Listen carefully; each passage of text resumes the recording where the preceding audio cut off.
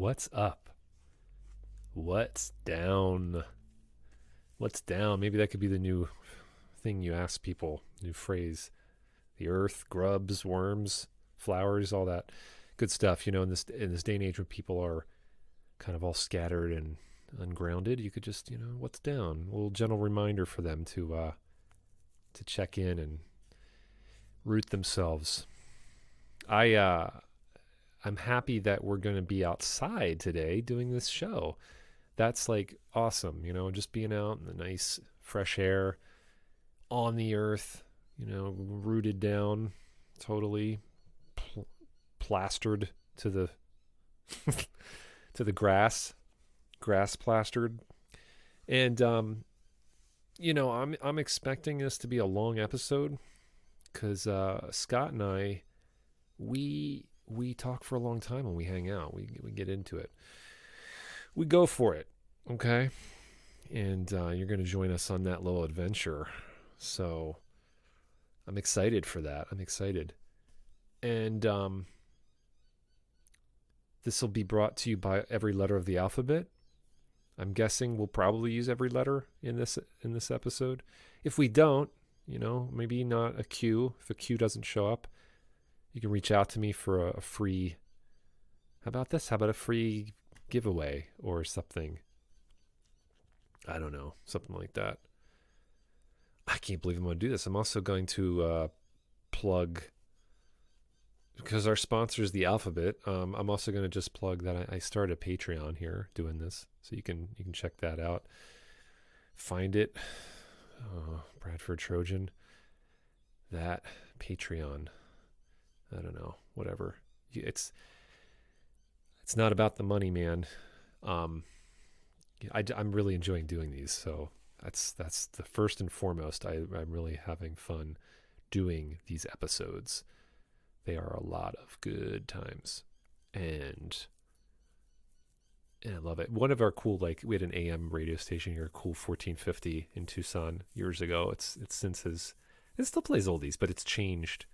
For a while, it was like a comedy AM station, which was awesome. They were just playing like old comedy records and stuff like that. But Good Times, Great Oldies was their tagline. And I'm hoping that this will carry into my show as it will become Good Times and Great Oldies. Because, we're taking a little trippy trip down memory lane here in a lot of these episodes. Scott and I, Scott McMicken. You may know him as the singer, guitarist of the acclaimed national rock group Dr. Dog. He is, he has a treasure trove of material that he's recorded over these many decades. Awesome music. He is so amazing recording artist. I actually think he's the best guitar player I've ever met or have known. Or a bigger picture I've really ever seen. Amazing visual artist. Really amazing. I love Scott's artwork. And all around good guy. Very, very generous and fun and funny. A fun and funny guy. So knowing that we're probably going to go really long here on this show, because that's Scott and I go the distance when we hang out. We talk for a long time. I'm just going to have us strap in and strap on and, well, maybe not strap on, but strap in and enjoy the ride, okay? And I'll see you on the other side. All my friends till the very end, thank you for the fun and the play. Until next time, I hope you all do fine. Live to see another day. My pals and my peers, throughout all the years, you've done so much and wished me well. My guides and my teachers, all the furry little creatures, show me how to ring my bell. Here we are. Let's hear that again. I like that. Well, let's start here. All right. Okay. And where are we going to end up in the show? Well, with any luck, we'll get all the way up there. Nice. Yeah. Nice. So basically, this is going to be a format of like a xylophone journey. We'll move in intervals through That's- our life, through yes. our times, Yeah. through our hearts and minds. Yes. I love that, intervals. And it's all. I think it's all going to be pretty positive and like major chord vibes. Well, it might get a little sultry in a few minutes once we get up into this modal realm.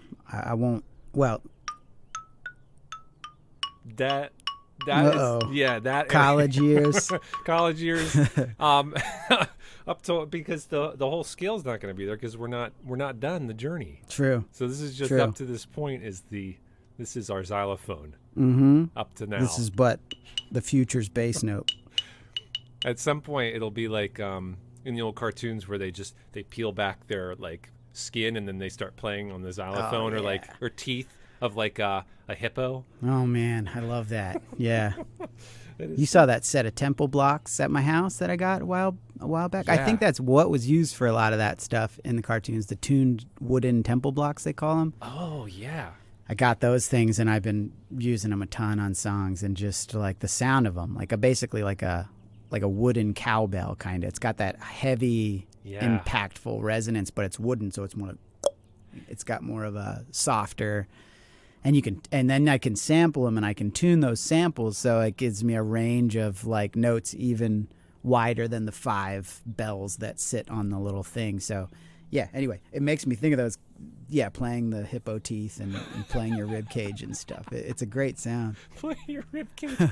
That was those Steamboat Willies.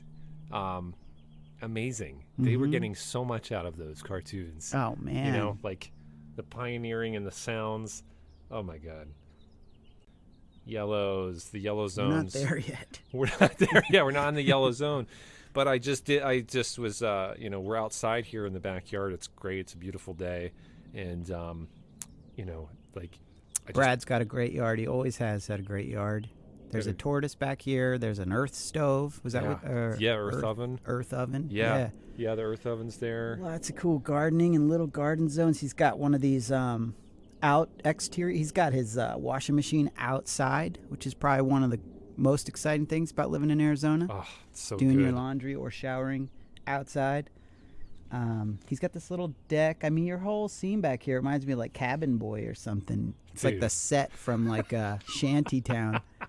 And now with Verna's doctor's office and all of her xylophones and stuff, it's mini kitchen out here. What about the mini tortoise? kitchen. What's his Tortoise, her deal right she's Korma. She is in her burrow, so she's been in her burrow since around October, Oh, and wow.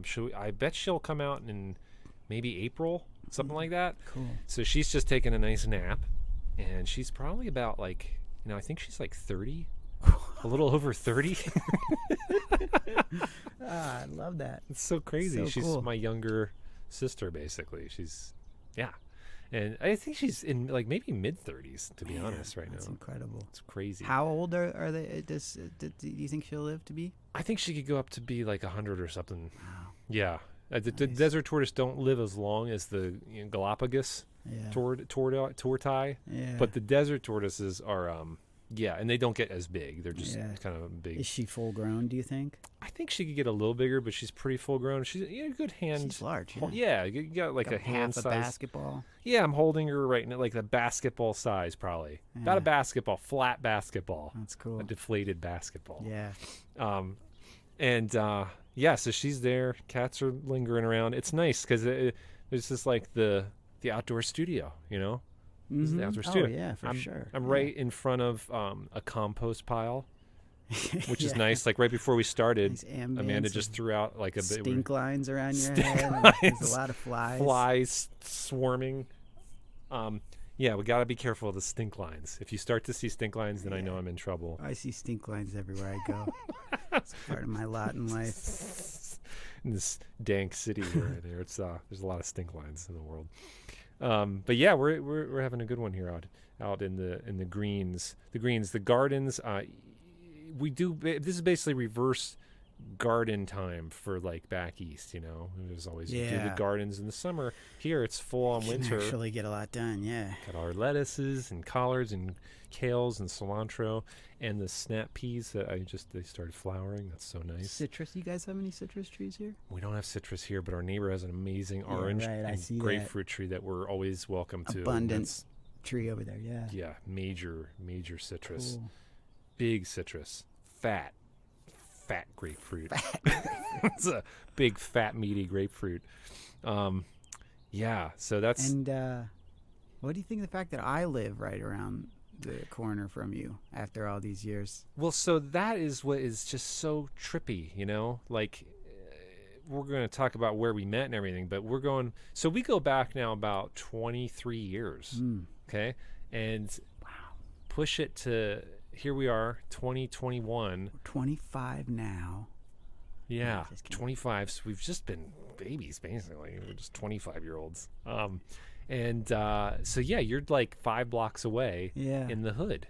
I know, it's so weird, man. I mean, not just between you and I, but this town in general. I've spent time here at your house, like at this very same house nearly 2 decades ago. I mean, there's so many chapters in our long friendship together, and the fact that it has all culminated in just a couple of awesome old buds doing all right, living around the corner from each other. It's great. It's a strange turn of events, especially in my mind, just because I never foresaw like moving out here, you know. Right. Yeah. I didn't either. I just, you know, so you had experiences in Tucson that were, you know, when you're dating Sharon, it's like coming out here, and then you didn't want to be in Tucson. Right. You just were no No, Tucson. there was like, I kind of hated this town for a while.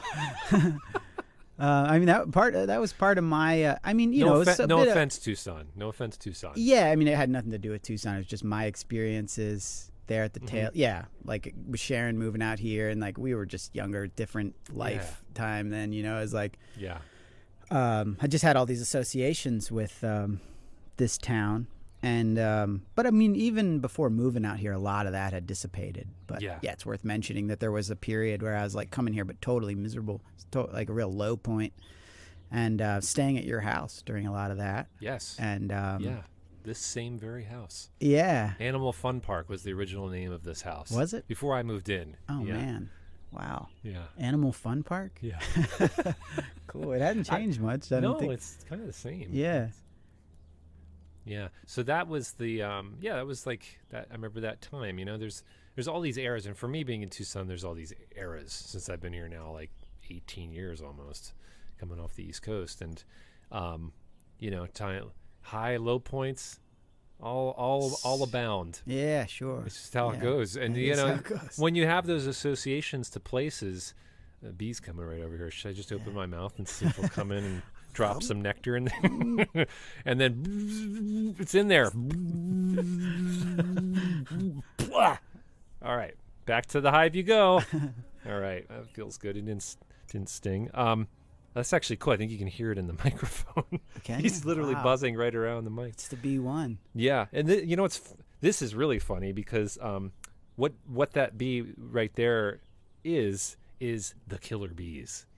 Do you remember this in University the 80s? of Arizona? Yeah. Well, the University of Arizona. Actually, what happened was the University of Arizona. Maybe you're thinking about the mosquitoes that got released. Oh, okay. I'm thinking of the mosquitoes. And the mosquitoes got released here, and now we have mosquitoes because of effed up project at the U of A. So shame on you, university people, that you released mosquitoes into this environment. We did not want it. So bad. I'm going to scold them.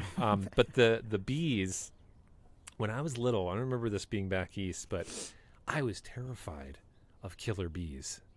Do you remember? Do you have had that feel in Haddonfield? I just remember I was like, oh my God, the killer bees are coming. And I'd hear about that in the 80s. It was like the killer bees. I was never scared of bees, I don't think. I got stung a bunch. I was scared of slugs. You got scared of slugs? Yeah. Oh, interesting. But I didn't think that they were killer. Just a banana couldn't slug. stand the sight of them. Oh, just scared. Okay, the sight. Yeah.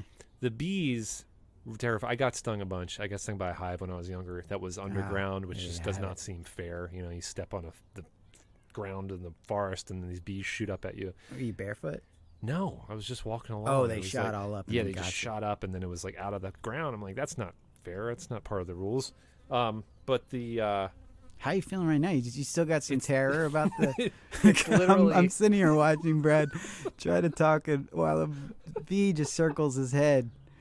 oh, it'll give me a good chance to equalize the mics. But it's literally it's right. It's Yeah, he circling won't leave you alone. I think he wants to be on the intrigued. show. Yeah. I think he wants me to talk to him about his experience being a bee. I think he's advanced things one interval. I think we're up to the pink slide there. So there's 2 now. Okay. Oh, shit. Okay. He went and called in some troops. Wow. See, I they're feel like, bad. you're going to talk about the killer bees? We're going to show you the bees. Yeah, this is getting... There's actually a third one. No way. Are you behind serious? you. Oh, no, that's just a giant fly from the... From the stink compost lines. Oh, my gosh. They're like, you want to joke about us going in your mouth and buzzing around? Meanwhile, they're not giving me the time of day. No. What's going on with me here? What happened? Interesting. Sweet honey glaze. So What can you do about this?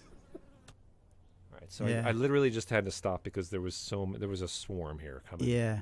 Um, They're around, but they're being a bit more respectful. Come on, be cool, be cool.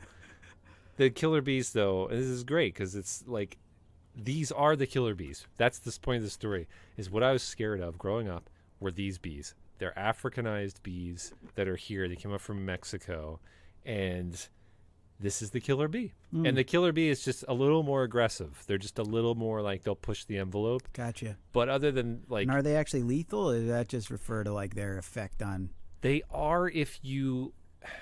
I've heard some stories where if you're some farmers and some instances where they're out, and if they hit like a hive or something, they'll like really get you. Oh, if you get enough hits. Yeah. But it's not common. It's not like they're going around swarming around being like, we're going to kill this person and Right. take him out, assassinate him. No, and they're also one of the first times when I moved here, I was biking down the street at our old house, and I saw this like cloud. I thought it was just like a dust devil or something, one of those coming at me. And I got closer, and there was this cloud of bees. It was a swarm of these bees, of killer bees. Yeah. And I just biked right through it, and they started like attaching themselves and then flying off. So when they're swarming and moving hives, they're very harmless, Okay. which made me feel good. But I remember someone across the street like watched it all happen, and I got out of the swarm, and then I looked over, and they were just like, mouth was gaping open. Whoa. Yeah. And I was like, I can't believe that just happened. But it was, I Has couldn't to do be anything. I was swarm. literally came right up onto them, and so they're fine. I love bees. Little plug for bees here is to We love the bees. pollinate, make gardens. That's good. It's good stuff. So we like the bees. Yeah. So anyway, we have this Tucson world, right? But we go back way far away, back east in college. And that's where I first met you was, 98 at Westchester University. Man, wow. Yeah, because that was the year I came back. That was the year I got there, really. I had been living in Pennsylvania, in Chester County, went to high school, moved away my senior year of high school to Connecticut, and then after I graduated from high school in Connecticut, went to college for my freshman year in Boston, which... and then after my freshman year at Boston, moved back to Pennsylvania and started up at Westchester, which I guess was your freshman year there. That was freshman year. Yeah. And so I met you that quickly, like as far as like you had just gotten there. And I had just gotten there, and it was like, I'm pretty sure it was fast, because I'm definitely will put myself out there, and like. Oh man, I can remember you so vividly, Brad. Yeah. You. Yeah, what was your first big encounter? eye? You had the big eyes, and you had that cool hat, like that newsy style cap you'd wear, that sort of Jersey punk kind of vibe. Yes, totally. I was going into that like zone. a pork pie. Or it's not a pork pie hat, but it's like in that family. Pork pie, pig hat. Pork pie family of hats. Yeah. And Yeah, that was great. I mean, I heard you and Andrew and Rory talking on that podcast a little bit about how you kind of came into our house and how you met Scott Weaver first. And Yeah, Balls and was, Scott, and yeah. so you can reference those other shows if you want. If you're out there, Are you can talk to Scott Weaver one of these days. You think? Yeah, That'd I be a think fun I one. totally. I should totally. Yeah, Yeah. There's just so many I want to talk to. It's just it's out of control. Yeah. But he would be a good one to talk to. Yeah, you met him, you met John, and then you ended up in our house. And they introduced and brought me back in to the Pirate House. Yeah. Yeah. And yeah, that was cool, man. I mean, I remember we immediately bonded on music. You were really into Johnny Cash in those days. Yes. As well as the punk stuff. Yeah. But I remember that because you had that great Johnny Cash impression. You probably still do. Yeah. Because I haven't been singing much recently. I'm Johnny Cash. There it is. It's there. It's it's a bass notes. Yeah. And you were writing some songs kind of in that vein. I was thinking this morning about how you wrote that song Faces. That was the first. I feel like that was the first song.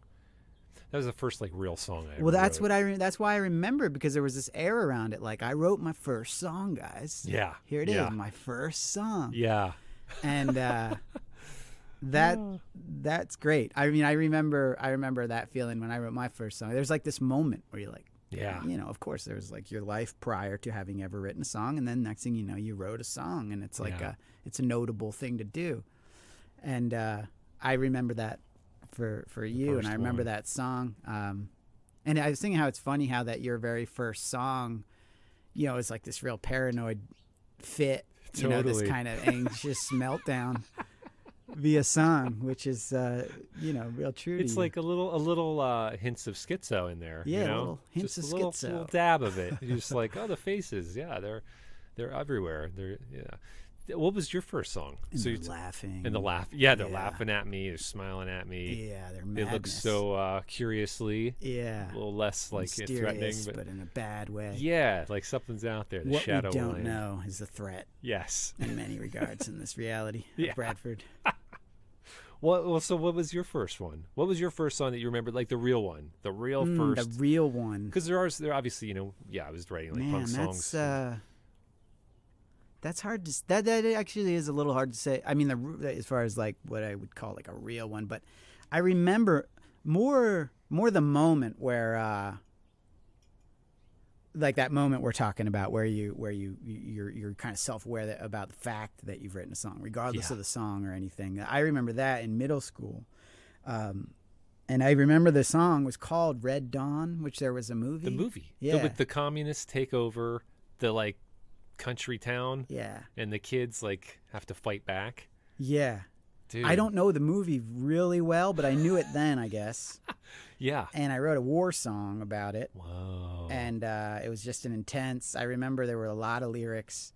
I can see the page. I can't remember any of it, and I don't remember what it sounded like or the chords. And I had no way of recording anything at that time. That was like 7th grade or so.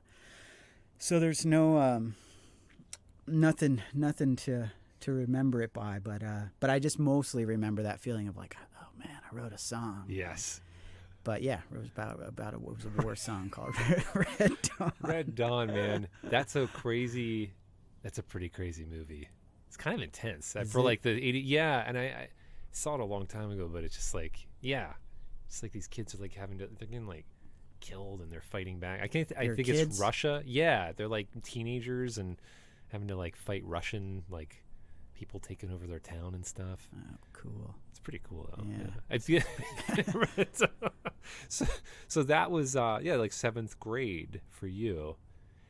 Yeah, that's pretty early. That's pretty early, like the real song, Yeah, but I mean, it's not like I just popped out and that was what was happening. That happened, and then I don't think I was really writing any more songs. I mean, and then like I moved to Pennsylvania in 8th grade. That's when I met Toby, our mutual friend Toby. Yeah.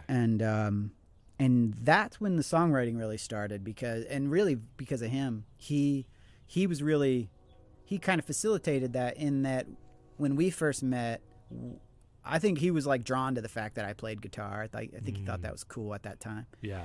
In 8th grade, it's like, because mostly I say that because I remember like the day we really first hung out, and then he found out I played guitar, and he was into it. He was like, you got to go home and get your guitar and come over. So after school, I went home. We lived close, and I went home and got my guitar and went back to his house. And he really wanted to see my guitar and hear me play it and stuff. So I remember that was like a thing, you know. Yeah. Yeah. And really what we started doing was I would play chords. I would just sort of fumble through open chords and stuff, and he would just sing and make stuff up. And he always, Toby's a naturally great singer, and he always has been. And he was always comfortable singing, even at that young age. And B, he's a great like freestyler. You know, he can just come up with stuff off the dome, and you know, he's still like that in both regards today. So, but you know, 8th grade version of Toby too was capable of that. So I'd strum chords, and he would just start winging it, but it would be great. Sometimes it'd be funny, other times it was just really good. And it kind of, you know, but then like I remember thinking like all this great stuff was happening, but he was winging it, and it was just gone, you know. And so I tried to start to wrangle things, and we would try to like, I would try to write stuff down, or, you know, the process of songwriting was kind of born out of that, like trying to capture some of these moments where we'd be improvising together. And so that went on for a little while, and then, but not long. I mean, within a couple months of us hanging out, he got a bass. Yeah. And that was on Halloween, I believe. It was on Halloween of 8th grade. Oh, wow. At Westchester Music Store, which was a great music store. That's where I bought my Epiphone Dot. Oh, really? And amp.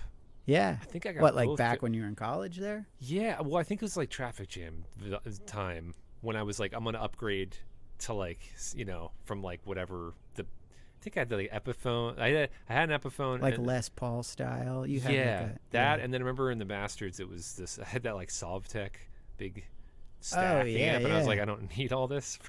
Yeah, you did. And so, yeah, I did. We needed every ounce of it. But then eventually, Westchester Music. So that's like, great store. Yeah, a lot of memories of that store. I mean, including going there with Toby and buying a black and white Squire bass on Halloween. That's awesome. And he started writing songs on the bass, which was cool. Like, I think that's how he started really properly writing songs. He'd write these crazy bass lines, and I'd have to figure out like where the chords fit into that. Yeah. And he would write vocals with it and stuff too. And yeah. So songwriting started kind of trickling into that process. But like I said, mostly what I'm getting at is like it was all sort of born out of our friendship and our hangs together. And I felt like he was much more adept at it than I was. And I didn't really start taking it more seriously just as something I did in my own right until when we got to college, I think. Because even like the first Dr. Dog batch of tunes, there was only a couple of mine and mostly his, and but yeah, I mean, it was going on. It's just weird. I guess it's weird how you, like it's always it was always there, but I didn't really identify that strongly with it until a little bit later. And like you had that episode with Rory and Andrew talking about Raccoon, and like to me in my that was a fascinating experience for me listening to that, like on a lot of levels. But like what?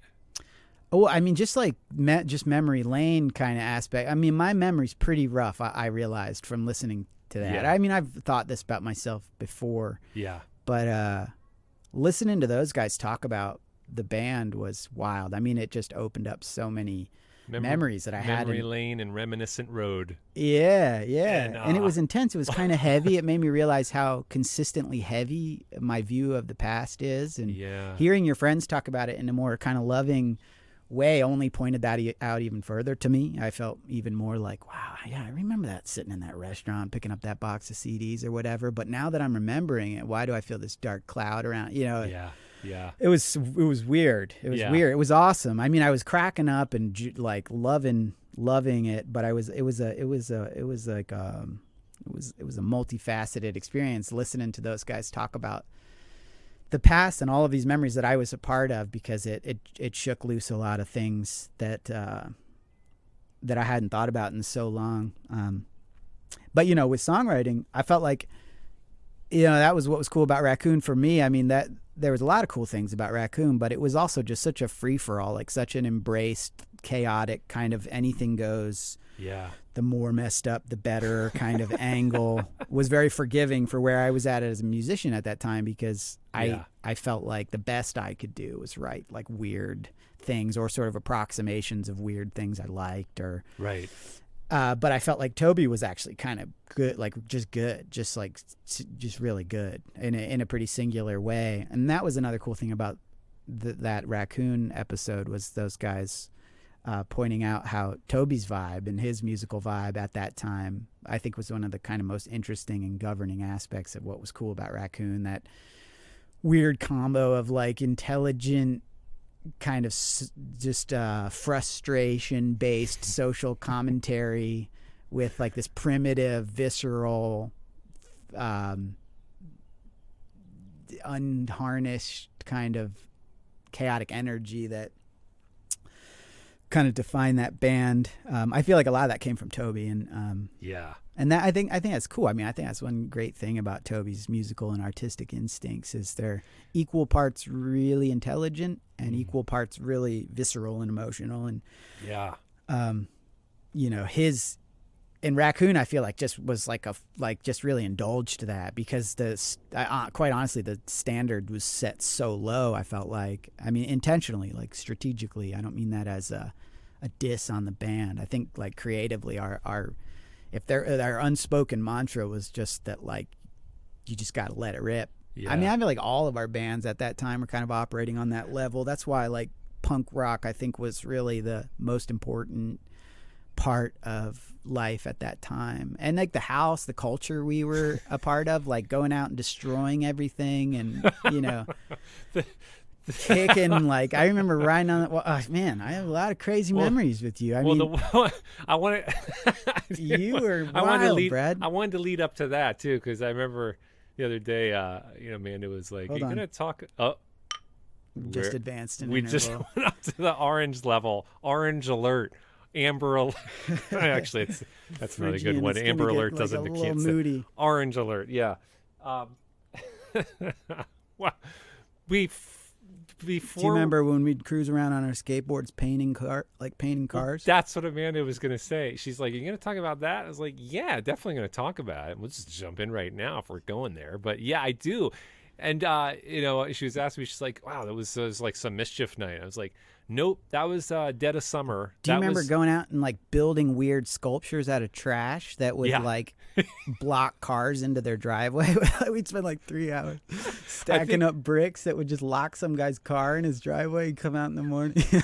I think the statute of limitations for getting in trouble for any of this stuff is way past. Yeah, so we could talk about. We're in any real danger. But I remember very distinctly, there was one of the summers there at the Pirate House that everyone was just gone for a week. It was just you and I for like, I think it was a week or a few days or something. There was just like, we were just the only ones left, and we're like, it was hot and frustration abound. Yeah, wow, man. Probably a lot of sexual frustration, and not on my part. No, man, right, Casanova over there. And like, I think we went out. We were on a tear, and I remember having those the eggplant at Burger King. Well, I remember you jumping right into it, man. I remember one was we weren't eating meat, and we got an eggplant. Either it was given to us or we bought it, and then shoving it into the order box at the Burger King. That's what it was. That was dark. Jamie threw a brick at the window. Yeah. Jamie Hawking with Social Security number 155555. It didn't break, surprisingly. I must have some bulletproof glass at the Burger King. Yeah, it must have been like a college town Burger King, and like, we're going to take some precautions here. Yeah. But the eggplant went in there. Point is, there was a lot of vandalism. Yeah. Well, we had the paint thing. We went out once, I remember, on the skateboards, and we just went down just smearing paint on cars. Yeah. And to be fair, I still wake up sweating when I think about that. Well, I don't feel so bad because it was acrylic. Well, I mean, you remember the outcome though, right? Yeah. Yeah, when we were doing it, we totally thought this was the greatest hoax ever. Someone was going to come out and see all this hot pink splatter on their car, and it was going to shatter their stupid little safe square bubble they were in. And but then they discover it was just childhood, like kids' water paint, and they'd hose it off, and Right. we'd be the victors. That's right. No victims. No victims. Only victors. Only victors. However, remember what we did is we got back to the house, we squirted it all over your car, Yeah. just so there's no way Yeah. we looked like that we were guilty. Right. Which is how we discovered that it didn't wash off. And when we went to clean it off the next day, it gets baked in there, and it tears the. It was like ripping the paint gloss off. It was causing some damage. And that's the part that really bums me out. I regret doing that. I'll be honest. I do feel bad. It's terrible. I wouldn't do that kind of stuff now. I mean, I still do that kind of stuff. I just Let's make sure I don't get caught. Yeah. But that was a. See, this is good. It's good to purge. This is these are chances here it's on the painting a record. picture. I mean, that was the scene for us. I mean, it was a mess, and like I think I should on the show. I should give people options for confessionals. Yeah. This is like a chance for public apologies. I mean, this is what I'm saying about my lens on the past. I don't see how talking about the past isn't just an immediate confessional. This is how it all feels to me, and I could take this even back further. It's like, oh boy, yeah, and ahead too. It's like I don't know why. Apologize for things I'm about to do today to people. I'm gonna apologize for mean things I'm gonna say. I don't mean to, character. You know me. I'm not trying to. No, I know. But it's a prevalent part of my lens on the past. Is just I guess I tend to focus on those aspects and some of those heavier moments. But I mean, we were having a blast. We were having so much fun. I mean, yeah, formative years in a lot of ways, creatively and politically and socially, and in our friendships, obviously. I mean, you're doing this podcast, and you and I are still friends, and so many of the people that were close friends to us then are still close friends for us now. And that's true. I mean, I don't mean to lean too heavily on the darker aspects of that point in time, but sure. I remember that same week though when we were out, and there was another time where we went up to the 7-Eleven, and we loved our sweet treats at the time. I remember we would get like Reese's peanut butter cups in the hot chocolate, ice cream cones, just like full on sweets. And we went up there, and again, we were kind of going out on a mission, like we're gonna razzle up some stuff, And there we brought Zimba, your awesome dog. So Zimba was this beautiful, wonderful dog. For those who didn't know her, she basically lived on those 99-cent hot dog and bag of chip deals. She was human. She was part human, and she ate like it. So remember, we went up there, and there was like Westchester's this college town, university town, with a lot of like jocks and the sorority fraternity vibe contingent. And so we were really not into that. And I remember going in the 7-Eleven, we got something, and two guys were coming out when we were outside, and they're like, "Hey, nice dog." And then I turned around and said, "What'd you say?" These were big guys. We're not big. Yeah. We're not really baseball muscle guys. dudes. Yeah, they were baseball. They were like baseball. Players. Yeah, and they're. I don't know why I knew they were baseball players, but it was apparent at the time. I was like, "What'd you say?" He said, "I said, what'd you say?" And he goes, "Said nice dog." I go, "Oh yeah, what does that mean?" He goes, "It means it's a nice dog." And you're like, "Well, what's the problem? What do you got, a problem?" And he's like, "No, I ain't got no problem." I was like, "All right then, fine." And he goes, "Okay, yeah, fine." And it was like, that was it. That was our extent of love. Getting into like a tiff, where it's like we're ready to get into a fight, but I'm not, because I would get I would have been beat up. I mean, we used to crash parties and steal stuff, run out of the house. Just got chased that one time. We just walk into a party, just walk in. The first thing you see, grab it and run out and get chased. That was the game. And usually we would have a leg up because we were quicker and I think a little craftier than the average like mayor that was out having a party. They were really 10 sheets to the wind, Yeah. So we could maybe manage to do that. Yeah, I mean, considering how little irreparable damage occurred during those years, we must have been pretty good at it. At skirting around and getting away. Yeah, man. Yeah. There was some. There was definitely those. But you had that kind of energy. I mean, you were. Yeah. You were wild, man. It was like I was thinking this morning about how there was this facet to you that used to drive me insane. Like I had a limit. Me too. Because in particular, I remember that game you used to play, and I think Ted would definitely indulge this game. This used to drive me nuts, but you would just start making up the names of these like fake animals. Oh God. Oh man. And you would laugh maniacally Yeah. at each one. You'd be Yeah. like, Hipposnorfopus. And you'd be like, Scott, Snarklebottomus. And it just would never end. And I remember, like, in moments hating you, honestly. Like, just feeling like so overwhelmed. But I knew you were like this fountain of energy, man. I mean, Right. like, you were just this special thing that just was boundless. There was just like a limit for me. Ted, yeah. Yeah. Who wouldn't have a limit on that? That's I like mean, you do obnoxious. crazy stuff. You drive fast down the Yeah. street backwards. Yeah. Well, that's how I got my Dr. Dog name is Traffic. Right. And I got that That was an because appropriate name for you. You were like just stopped, but trying to go 1,000 miles an hour. I don't know if I realized it at the time how kind of ludicrous it was. I would like how I would drive. You know, like I would really. I don't It was think I amazing. It was like Eddie Murphy or something. You were like, it was a skill, but I mean, it was a nightmare to be a part of. It's like San Fran like movie chase. You know, jumper. Yeah. Um. Like whip it backwards down a 1-lane street with Yeah. parked cars on both sides, just Yeah. like at 60. It's pretty intense. It's pretty insane. Yeah. It's pretty crazy. So And laughing. and laughing. I probably. I don't think I'd hang out with myself now. If I, yeah, like, you was, would. you think so? Yeah. But I would try to harness that. I try to be like, you gotta put this into a little bit more of, you know, this area. Like go over. Oh, there sure, and- which you've done, you know. But I mean, have I think now, this is but an at the important part. I time- mean, that's what I tell myself about looking back, because I mean, there's a lot of stains in my own view, my own rear view window too. But I mean, you have to Yeah. understand. I mean, I'm not preaching to you. I just think this is an interesting thing about taking this plunge into the past when there's Yeah. these elements to who you were that now suddenly seem kind of scary or Yeah. hard to own up to. It's like, you know, you can if with a bit more of a zoomed out view, you can see who you were in that moment and what it led to, and maybe if anything, just evidence of what.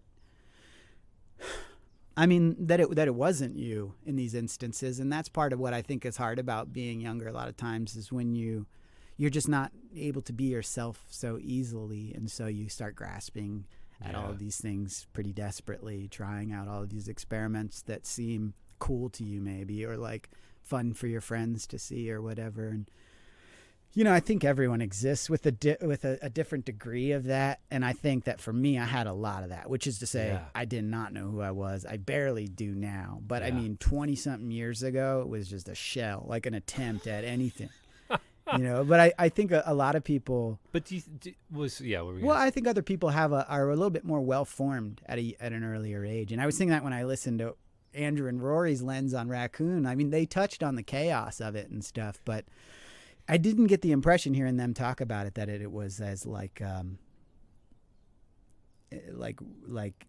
cutting Yeah. in their lens as it is for me looking back on it, and I Yeah. love it all for that reason and stuff. But it just made me think, like, man, those guys like had a bit more figured out. Right. Yeah. About who they were, and I don't mean speak on their behalf or anything. It's just like that.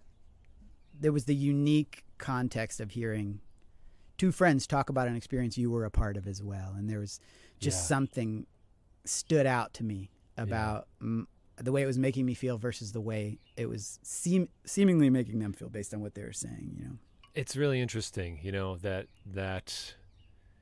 I know people, them and other people at the time where it's like they were just, it didn't seem like they needed to go through as much of a process journey, you know, like to get where they're at, you know, where I for me, yeah, I had to like, that was just the beginning too. I mean, yeah, right. I know, that's the thing. After we got leaving there and getting to Philly, I mean, you went to Philly first. I remember going up, seeing you when you were at University of the Arts, and then like things were just getting weirder, and you had band practice up there, and like Pine Ted was Street. around, like Ted people would come in. It was kind of the first intro to the city when I was like, I went to Westchester the first year, and then I'm going to do University of the Arts, because I was just like, I got to get it. Even though I loved everybody and, you know, wanted to get back to like, I was constantly coming on the weekends, and like we had this. Yeah, it didn't seem like I saw you any less. No, but it was just like I know that the school wise, like I needed to be around that. It's just which was cool. Yeah, because it brought us all up there. It got you guys in, and that was a blast. Like practicing in that Pine Street house, and just in this like kind of wild setting, the city. It's like we're in Philadelphia. Yeah, it felt like game changer. Yeah, that was again, and then the hijinks that ensued, because I remember now thinking about it. We're not going to talk about this the whole episode, but remember we were screen printing one time up at one of the like art rooms in the school. Show posters. Yeah, show posters. I think some shirts, maybe. Yeah. Unleash the Bastard shirts. And there was a church next door, and I remember we had I don't know why we had like a VCR. It's like this kind of stuff where it's like, why do we have a VCR in the school and we're bringing it to the roof and then dropping it on the top of the church? We did that? Yeah. I don't even remember that. But what I do remember from that is I had like a brown 3-piece suit. Yeah. And we were coming down the elevator from the screen printing lab. Yeah. It was after hours. It was like at night. You had access to that, I guess. Yeah. And it was me and you, and I know Ted was there. I don't know who else was there, but I know Ted was there because I remember as we're coming down the elevator, we made this plan where when the elevator doors open, I would be laying on the ground, and you and Ted would just be staring straight ahead and drag me out of the elevator and out the lobby and onto the street by one leg, as though I was like a dead guy in a suit. And so the doors open, and I close my eyes, and you guys just drag me out. And there's all these students in the lobby just like gawking at the... It's like always became an performance art piece. Everything became that. So many things. With Ted around too, I feel like Ted really was a catalyst for... Oh my God, yeah. I mean, talk about... Yeah, I mean, to have a friend like Ted at that point in time, someone that brilliant and like that creative and with such a inherently unique perspective on reality. Yeah. At a time like that, when you're like, for myself, I was so into that. I was so into that, like his way of seeing things and the creative spark that he brought to like the most mundane situation. And given the fact that we were already like just anarchists in this way, right? That, like where anything was possible. I mean, he just, I feel like it was like such a formative presence from Ted at those times. And I still wish I could hang with him or just have that perspective more consistently in life. But I totally agree. I think like that was his offering to the scene, was he kind of made everything an art form in this way. I mean, what was otherwise just kind of some idiot kids trying to think of the stupidest thing they could do, he started calling it art. He harnessed it. He was really able to harness it into this thing where it's like, we're going to pull you out of the elevator, or like... He put like a craft on it. He'd do it well, he'd come up with good ideas. Yeah. And, and then Dr. Dog was formed from that. I mean, like that's the thing, like Dr. Dog's origins with Ted are crucial. I mean, his creative sort of free way of looking at things. I don't know how you describe someone like Ted, but whatever you say about it, it was a real spark of something, and it really took over for sure. And Dr. Dog was born out of that spark, and he was obviously like one of the first members. He was like basically first draft of that was me, Toby, him, and Doug, and everyone sort of represented. Toby and I had the thing we had. Yeah. Well, the thing I always loved about that early feeling of Dr. Dog was Toby and I were like sort of the core. The thing was sort of born out of this natural chemistry that he and I had playing music, which at that point, even though we were young at that point, already had 4 or 5 years of history to it.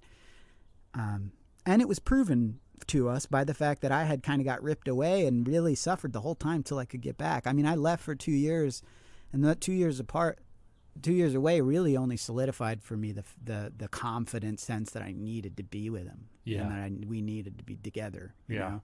And we weren't, it's weird to say that make it sound like we were ambitious, like about succeeding on some level, but there was never, that never occurred to either of us. It was just I the don't bond, think. Yeah. bond that was created and it was there. There was no other path that, Mm-hmm. that held any allure to it whatsoever, you know? It was Yeah. just a real natural kind of feeling.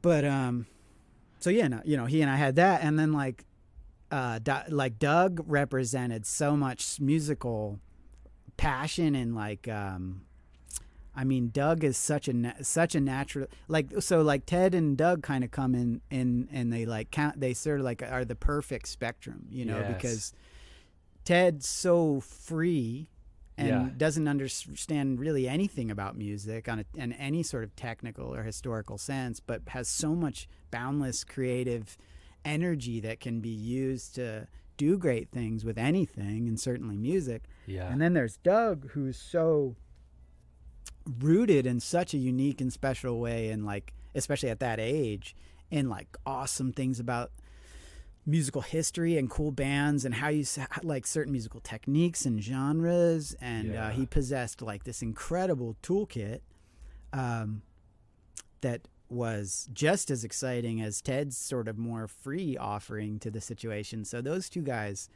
in equal share really brought together what I think is what was the spark that like kind of created the first sense of like what Dr. Dog was about and what it felt like to be in the band, and what to this day I still like to serve more than anything else is just that spectrum of like that sort of the fundamentals, and then also the freedom on Yeah. the flip side. And Yeah. there's a marriage between those two worlds where that's a real sweet spot, and that's what the band was born out of. And those two guys were I mean, yes, switch over to Doug. Like, I'm sure Doug's listening. Hi, Doug. Doug. Hey, what's up, Love Doug? Doug. Doug's coming on the show. So, Oh, awesome. He's soon.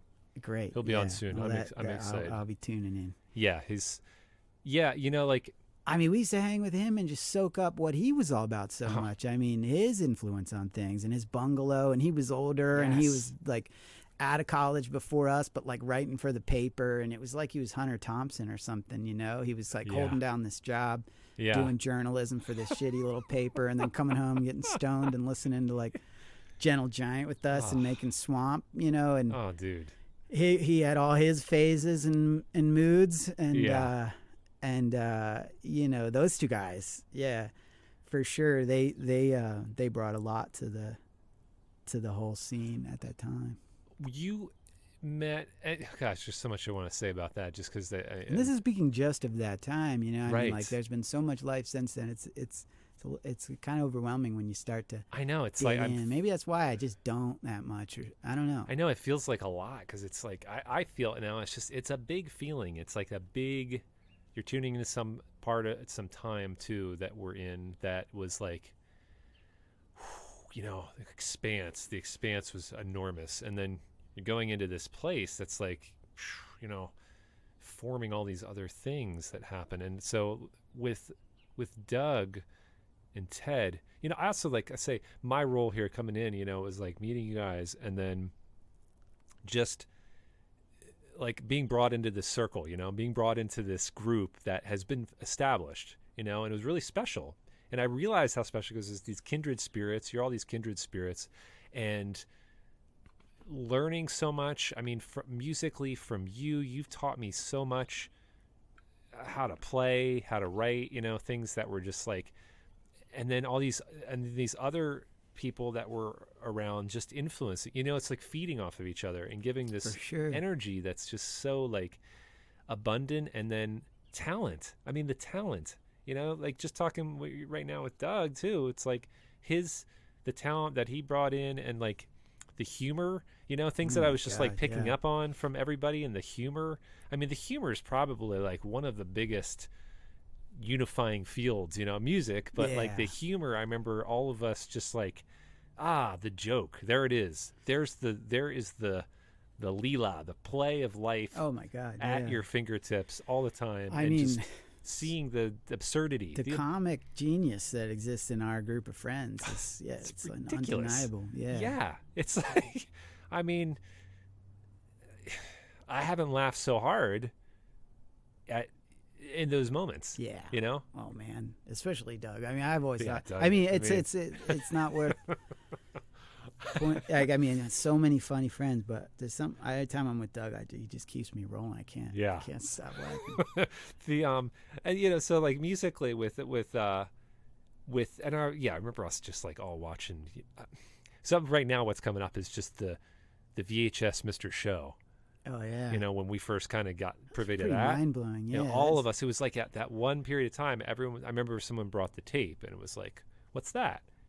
And then everybody was just like, it might have been Willie. I want to say it was Willie. I'm not sure though. Wow, dude, I don't even know who did it, but I just remember once that happened, it was like that was it. I mean, yeah, that made perfect sense. Yeah, that was like, boom, there it is, and here we are, and we're in this zone, you know, the Stone Zone, and just being like laughing our asses off. Yeah. I mean, I felt like there was Mr. Show as far as like sketch comedy. And then there was our Stevie Moore. Oh, gosh. As far as music, those were two things. And it might have been. I mean, certainly Doug introduced us all to our Stevie Moore, but it might have even been Doug that introduced us to Mr. Show. I'm not even sure, but I felt like those two things just resonated. Yeah. The absurdity of them both, and the sort of like the way that you could imagine them happening, or the way that they seemed to break the rules of what you were expecting in this really colorful, sort of confident way, but we're still pretty janky, and you could kind of see the seams in it. You know, that I felt like that spoke. I mean, I'm saying this now in retrospect. At the time, it was just enjoyable. You know, it was just fun. Yeah, it was great. Right. But you know, now if I analyze it, I think that as with a lot of things, if you try to look back at things that have come about in your life and have stood the test of time as an influence or as an important thing or inspiring or meaningful to you, there's just sort of something that resonates with it that makes sense to you, where you see it and it makes you think you can do that, or like we were talking about Steve Malkmus the other day and Pavement. They're another thing where it's not just that they were a good band, it was that the way that their thing came together and presented itself to you made you feel like you could do that. And like people always say that about Nirvana, because they were sort of this like rough, not music biz kind of thing, but they always just felt like that next level mythology rock to me. Like they weren't a thing. I loved Nirvana. Yeah. And like they drove me wild. I loved them so much, but like it never was like, I'm going to do that. You know? Right. I was like, I'm never going to do that. I'm never going to do anything like it was the same as Hendrix for me in that sense, you know, or the Beatles. But certain things like Mr. Show, our Stevie Moore, Pavement, these kind of things, like that's something they did that's sort of tangible. pack an extra punch where it's like, okay, this is cool, and also I think I can get involved. And, you know, and then but that's what it was also again with Doug, like he really broadened this lens on what you felt capable of, because he actually knew how other things worked, more advanced things like proper musicianship, good rhythm, good harmony, teaching you how to sing harmony, and like the Beach Boys. And he was a great songwriter, and his band Overtones / Double Horse, you know, they were actually writing real songs, like songs that anyone would recognize as good, not just their weirdo friends. And so, I mean, he was just coming from a whole other place but he was just so modest about it, I guess, maybe. But I mean, he in that way made it like, I think just made us all better musicians. With this, just snuck that lesson in, you know, into a scene that was otherwise like pretty much leaning more towards the scrappier, kind of forced, naive lens on how things work, you know. Did Doug, so this is something I've wondered, because I kind of remember, and I think you just named it, did Doug teach harmonies? Was he is he who you learned harmonies? Oh yeah. Okay, so that was like, because I remember like Beach Boys coming box set. I remember once Beach Boys, so like Pet Sounds box set, and it's just because like I mean you discs. might remember like Dr. Dog at first was mostly Beach Boys covers, and at every party we'd always end Heroes up, and Villains pops and out, we could and bust like, them out with 3-part harmony and all like the rounds and everything, and we were putting our work in on that via Doug. Yeah. And then like doing those songs electric when we started playing with Ted on drums and stuff. And and so, yeah, like the first round of Dr. Dog had a lot to do with those Beach Boys covers, and those Beach Boys covers had everything to do with Doug teaching us. I was on a digital delay pedal because the Beach, but like Smile, that didn't hit me till it was a few years later. Oh, Where yeah. for me, I was like, You always had your own passion, I your own did. obsessions. yeah, it's true. Like I wasn't ready at the time, where it's just like, that's just what it developmentally for me wasn't. It You were wasn't. more into like the energy and like the emotion. Yeah. Because With you loved like Weezer. Weezer, Weezer was a big one. Plow, Yeah, like Plow some- United. yeah, and Johnny Cash, like stuff that was, Yeah. yeah. I remember though, yeah, definitely like that's where I was at. But then it started to turn, like I remember Pet Sounds when I was like, oh, now I'm hearing it, Yeah. now I get it. And it's starting to get in there. But Yeah, I think you have to be ready for that, like music developmentally or something. sure. Even though I was not a good harmony singer or like writer, I was still just like, wow, I get it. Yeah. I see what's happening now. And then, Well, yeah, you had such a natural like rockabilly country Yeah. thing. It's interesting. Like Yeah. like it seemed to Which I just don't fall feel like a naturally out of you rockabilly as like a dude. country-ish kind of guy. Yeah. Yeah. That might be worth thinking about more. We should do a Bradford full-on country. full album. country album. Wow. Yeah. Oh boy. That did, just to ping Meanwhile, which we did, and that's, yeah, well, we haven't even got into that, but like the country vibe that we were definitely being influenced for parts of that album, this past year, Yeah. finishing that album. But like, and then you watching the Ken Burns documentary, and Oh, then man, us yeah. watching it, we just Yeah. like went through the whole Ken Burns country music documentary, and it was like, wow, this So, yeah, is so cool. phenomenal. And just like, yeah, it makes more sense. The country world. Well, yeah. I mean, which is to say, country's cool. I'm talking about Yeah. like 18-year-old Brad who was just writing all these like rockabilly country-ish tunes, like I know. without much, Where did that like come in a from? pretty natural way. I went to remember we went to I went to Graceland with two of my buddies from high school the first year in college, and for spring break, and we went down. So Yeah. maybe that. I mean, kinda I guess got a the little Jersey thing has always had a piece of that in that southern greaser South. I grew up vibe. in the South, Yeah. Jersey. The the greaser thing's so greaser- connected to Elvis and Yes. and Jerry Lee Lewis and I think you're right. It definitely is like, it's a part of that world, and like being in, yeah, everything in that area, in the tri-state area, that's like oldies and old rock, early rock. It's just Yeah, all true. based off of that, and it coming out here, it really Sure. really sees that perspective now, that like, wow, we were in the hub of like doo-wop and the oldies world, like this Yeah. music that was so that was informed all this stuff, Beatles and Beach Boys. It's like that was Yeah, it. That and was the Ramones. and Ramones. Yeah. Philadelphia, New York, but yeah, the Philly like Motown or doo-wop scene and stuff, and yeah. So circling back around though, when you were doing, so the harmonies, once that kind of kicked in, did it seem like, and I remember this because you guys did, we're just skirting around here because, we just kind of went over, you want to learn about Unleash the Bastards. I mean, we've talked about that. Balls, man, checking out the Balls. Oh yeah, I gotta listen to that. Check out the episode. Balls episode, right? But we talk a lot heavily into Unleash the Bastards. But there was the funny part with that, I wanted to say, with this punk band. Would you say his memory's pretty vivid on a lot of the Bastard No. stuff? Was talking to him? No, Because I feel like I he's probably like me, but just tearing through it. I a little bit remember more of it, and Balls was like, I Yeah. don't remember this stuff. He has pieces of it, Yeah. but he's very much like, he's like, ask Scott, ask Mickens about it. And I was like, because I think he doesn't Just remember. to show you where he's at. But the stuff with punk that was funny was, you weren't really into punk. I mean, you weren't really that into punk rock, like bands. Some. Yeah. No, I mean I wasn't. It I mean, wasn't- we like in high school.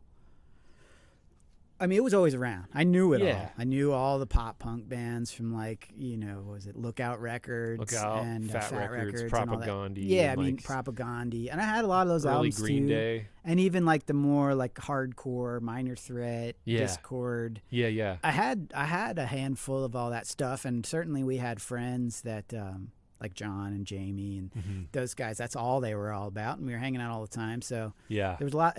I never felt like that was their thing, not mine. I always felt in on it, Yeah. and there was a lot of it I liked. But it wasn't like an alienating factor. It wasn't like they were the friends that like this and we're the friends that like this. There was a lot of overlap, as I'm sure Yeah. everyone would say. So it wasn't that like I was a total kind of out of nowhere punk guy, Yeah. I mean, I definitely more identified with other things like classic rock and weirdo pop music and stuff that was sort of more my wheelhouse, I guess. But joining the band, the Bastards with John, didn't feel like some kind of weird field trip or something. It felt great actually, and I could do just real simple things, but all amped up, like bring in a little, like instead of just the power chord, add like the third or something. I could do a little bit here and there, like little leads. Yeah. That I think just took the band, that just sort of like pushed the sound a little bit in a different direction. But I was happy to do it in the loudest, most distorted, most punk rock fashion. Yeah. And the singing, like screaming like that. I literally remember the first Bastards band practice I was in, and it was at Scott Weaver's house in Lancaster in his parents' basement. And I remember literally the count off. I don't remember how this is even possible. And maybe my memory has constructed this over time, but I remember thinking like, okay, we're about to count off a song and we're going to play it. Yeah. And we're going to play something. I don't remember what it was, but I'm going to need to scream here. Like, Yeah. maybe we had like sat and practiced and run through it, and it's just like, you're like, yeah, I'm gonna sing. Okay, and then I'll go, yeah. But you're like mostly just kind of, approximating screaming. Right. But then the moment comes where you have to scream in order for this music to work out. Yeah. And I remember feeling like there's no way. I don't know if I'd ever screamed in my whole life for any reason. Whoa. Or raised my voice. And we started it out, and I just started screaming, and it was great, and it felt awesome. And I think like even at that time, I remember I definitely remember thinking like, man, as somebody who's doesn't view himself as a singer and doesn't feel good singing or anything, it's not like just someone born to sing or whatever. Yeah. Doing this screaming thing is really helpful to just find like the edge of just to give everything. Once you give everything, giving 25% suddenly pretty easy, whereas before that 25% seemed pretty scary. So and I think in a way like that screaming kind of vibe, like really, especially with Raccoon, when you were playing those little clips, I was like listening to myself sing Delirious. I was like, what is going on? It's bad. It's like, to me, it's bad. I don't think it's I mean, bad. I'm not saying that no one should hear that or no one can like that or whatever, but just my own personal relationship to it's like I could see where it was coming from. A lot of it was like from the Bastards and the screaming thing and trying to like sell, like just feeling like trying to. I mean, it's cool. It's cool. I don't think my voice. I don't think that's what I've since figured out. I don't think that's where I feel best. It's not your. I mean, there's still pieces of that here and there or whatever. But anyway, point is, Bastards was not only a pretty natural fit for me to be a part of, even though I wasn't the world's most overt punk guy in the traditional sense. Which is great because it wasn't the standard like here's the band that this sounds like. It's like and I always liked how John was so into that. I'd always said it's always spoke to like John's true. I mean, John's the coolest punk I've ever known. I mean, he's like he's tried and true. I mean, he's all of it. He's every aspect of it, including the part that realizes that punk itself is the enemy. Right. And so I think I represented that to him, and he like made that really cool. Yeah. And he really embraced. He's always made me feel great as a friend, and he always made me feel great as a punk, which I was like, I always feel cool. I mean, the whole Balls and Mickens thing, like that really works out in my favor, I mean, that's like, it's like the approval of the man in a way. And so, my role in that regard in the band via John being essentially the beating heart of the band was like, felt really good for me too. And our shows were so fun. I mean, cranking it up and just going for it with like 340s in your stomach is like never not going to be fun. And like, you know, we had some great shows too. Like we started to get those shows that like kill time and stuff, and play good shows where there was like people we didn't know in some like warehouse, and like moshing and like punching dudes, and it was like it was so fun. I mean, it fit right in with everything else, you know. It wasn't like I remember the time too when I first smoked pot, and that was Bastards era. It was the first time I ever got high. The first time I saw you drink. Do you remember that? You took one sip and fell. Oh yeah. That was your thing. I do remember that. Yeah, Brad, I couldn't do it. Yeah. Well, you were so obsessed with it, but you were such a lightweight. Yeah. You were so obsessed with like getting messed up, but like the tiniest bit would knock you over. Even like a candy bar in those days was like. Maybe you're still like that. I don't know, but you were very sensitive. I'm pretty sensitive. Yeah, I am, and I don't drink, you know, because it's like I can't. I just do it like I can't. It's just it doesn't work. Yeah, it doesn't work. And I remember back then. I'm right there with you. Yeah, it doesn't work with me either. It's just it can't do it. I don't have the stamina. I don't have the whatever. But I got too much of all that. Yeah, exactly. And so, or maybe I don't. Yeah, I don't know. It's tricky. It's a substance. Well, yeah, the substance world. The smoking though. The point here I was going to say is that the smoking pot was what? Which one? Well, my mind's just racing with memories, but I'll let you get to where you're going there. The smoking pot, I remember the first time when I got high, and it was when I was living in Philly at the Bainbridge house. I was coming out to Westchester a lot, but it was on 3rd and Bainbridge. God, which is another time when we lit the couch on fire across. Were you there for that, or was that just me? That? No, I think we did. I think it was maybe 10. Oh God! Actually, no, I don't remember. Oh boy! But we lit a couch on fire on the street, and then the fire department had to come. And so, is that 3rd and Bainbridge? Is that where it's like Dirty Frank's or something like that? Or that bar was. That was Pine. That was the Pine House. But 3rd and Bainbridge was like a scene was there, and then Lorenzo Brothers South Street was right there. We'd always get those. Is that big where we slices. would have band practice in the basement? That was at Pine Street. Yeah, I'm not remembering the Bainbridge. I don't think you came there too much, and I wasn't there a super long time, but it was with like Eric Reelstone and Jeff Kelly. Oh, I remember that. Jen and Jeff, and that's where I first got high. I remember Jeff had it, and I was like, I'll try, I'll do it, because I was around you guys, and people were smoking pot and stuff, but I hadn't like done it. And I remember when it happened, and that feeling of like time stopped, I remember saying something, and then there's the delay, and then like it felt like it was like 10 minutes. Oh, we're going up to the yellow to green. 2 intervals. Green is fitting, I'd say. That's 2 intervals for this one. The root. And it was amazing. It was an amazing feeling, and obviously that got replicated for a while. And then it started to not be fun getting high. After a couple years. I didn't smoke that long, but it was a condensed period of time that was a lot of fun. It was a lot of time during the Bastards era where we would be just high for a show or something, or get high for something, and we'd play.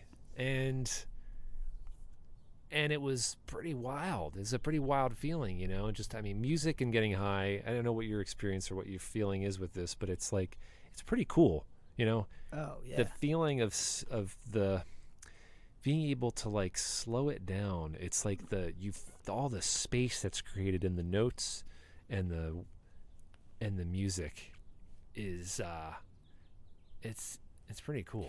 Yeah, I mean, that's no mystery there. I mean, the combo, weed and music, it's a winning team. Yeah. Works well. But so what was your how do we even get on that? I forget the getting high period, but it was something with Bastards getting high, and then there was just a lot of because I remember one of the Bastards songs. I remember the later songs you wrote was "Pass It Around," and we joke about this. I think which I don't remember how to play anymore. Yeah, we were starting to get kind of like more of like a Stony Clash. Yes, it was like Stone Clash era, where it's like Clash are definitely like high now. T for Two is real Clash. Yes. Which I'll do a plug for this. I did. Balls and I talked, but I finally listened to one of the shows with Pink Smoke and Funderburg's podcast. Uh-huh. Have you heard any of his stuff? No. It's all these movies. So he just He's doing something called Pig Smoke, and T for Two is the intro song, Oh wow, the beginning cool. part of it. So Awesome. I just the other day I listened, and it was on the episode on the Wanderers, Cool. which is this great Man, gang I movie. think I did hear about that. John was on there, right? I think so. John did an episode. I with think Chris? he did. I think so. Yeah, But I got to check that out. anyways, that's It's funny with podcasts, man. It's like I think of them as this real consistent part of my life, yeah. and I'm always eager to talk about them or hear what people have like listened to or what they're into. But the reality is, I only listen to them when I take long drives. But I've been taking so many long drives this past year Right. that I've actually spent hours and hours in my life listening to podcasts. But like when I'm home, I never really do. I never Yeah. really find the time. Yeah. So Yeah, I don't. I gotta just like make time. There's a list growing. Like listening to. I mean, you've got a bunch more episodes It's that I gotta crazy. hear. There's so much. Buds and Funderburg. I'd love to hear. Yeah, what it's he's up to. it's interesting because I'm the same way. I'm not like a podcast junkie. I'm not listening. I'm doing the same if I'm traveling. I'll listen and I'll try to carve it out if I'm like driving. You know, I'll be like, I'll catch it while I'm driving in town or something. But it's not like this huge world that I've been steeped in. You know, Yeah. I don't know. It's interesting, but there's a lot of good stuff out there. Oh man, yeah, it's nice. It's nice to. I've learned a lot from them. Yes. A lot about music, like some great music recording and production ones. And What's the one you were just telling me about the other day? probably that hanging out with audiophiles one. Yeah. That one's really great because I mean it's one of those things. They get into a lot of technical info, which is nice for sure, but also it's just consistent. I mean, I feel like a lot of the interview ones are consistent in this way too, of just showing you the reality of people's lives who are involved in creative endeavors, Yeah. and showing you just that that's a real thing, that that's not a romantic thing, and that comes with a lot of baggage or insecurities or ups and downs, and just the true story of that everyone knows, but it's easy to lose touch with. But then when you kind of check back in with it, it's just ultimately inspiring because it just sort of like makes you realize it's just you doing your thing. You got to be you. Yeah. What makes you feel good? Like don't feel pressure. Don't try not to be too critical. Just things that are a part of maintaining a healthy creative lifestyle. And I think podcasts are really great for that, just because it's just so much candid time Yeah. in the lives of a lot of people that you look up to. I mean, I've heard so many cool ones, like that Mike Watt episode. I listened to that finally on Mark Maron's. Man, that's so like you just listen to that every day just to get started. It's just He's got a vibe, man. He's got a good vibe. Yeah, such He's a like, good vibe. Wow. Yeah. It's just the way he's talking is he just has a great view on everything that's happening. Yeah, I like that a lot.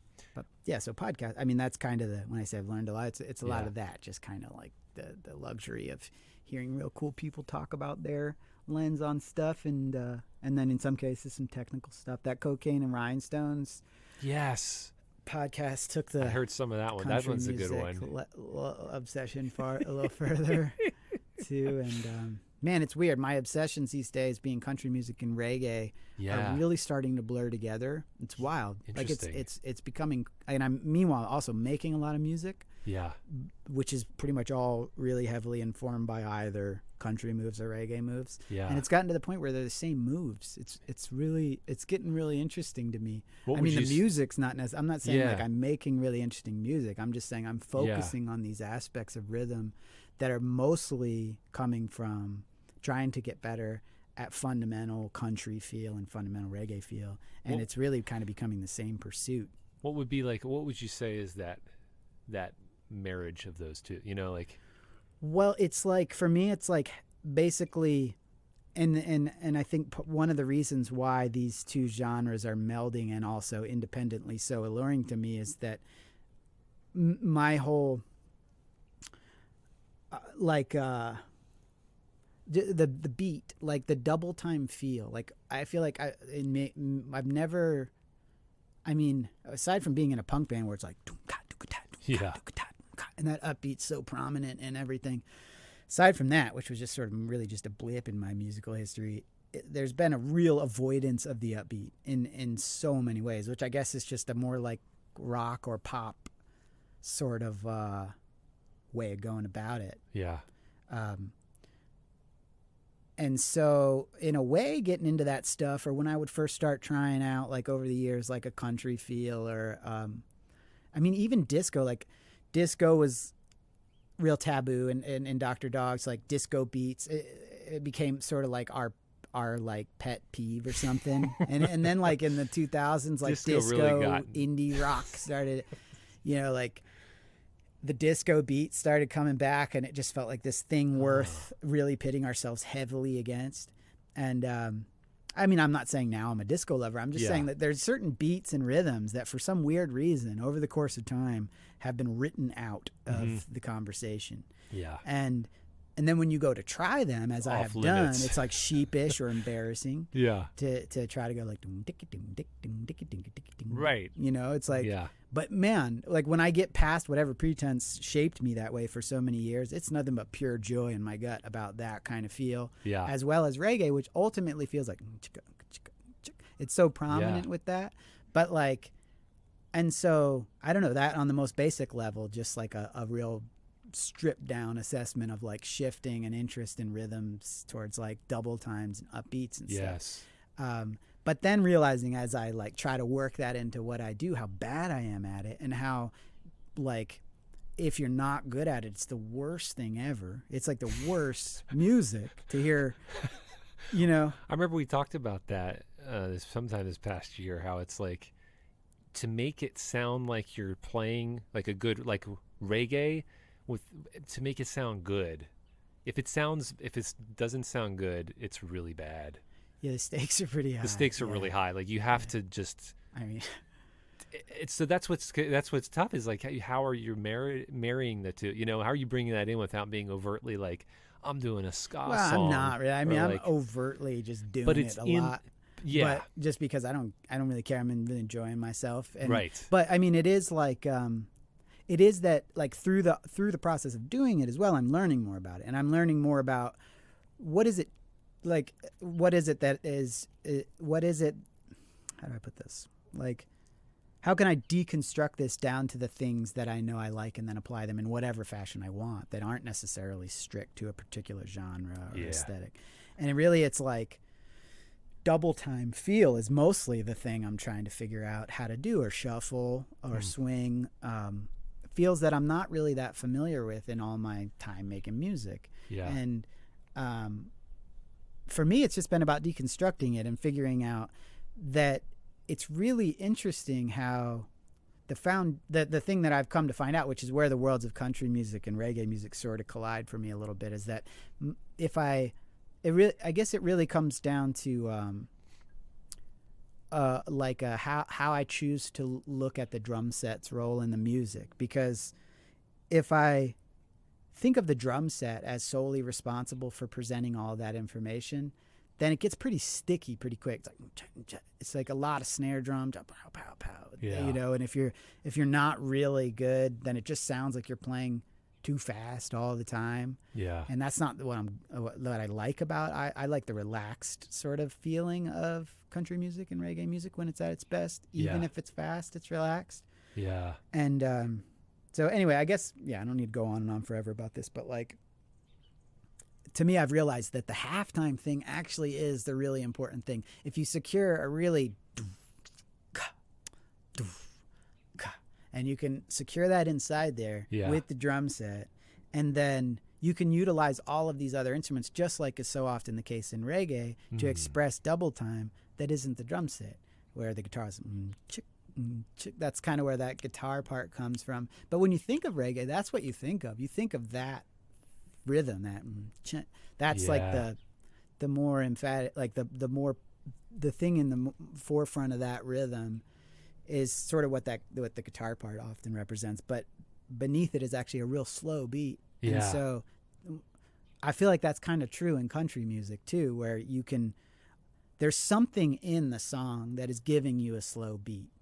And then there's other things that are adept at expressing faster emotion that aren't as aggressive sounding or require as much muscle to execute, like a kick drum or a snare drum or something. Yeah. I guess. I don't know. It's just like part of this world I've been kind of living in. But it's just, I don't know. It's just kind of become like a real fun obsession for me. And I feel like back to that Cocaine and Rhinestones podcast,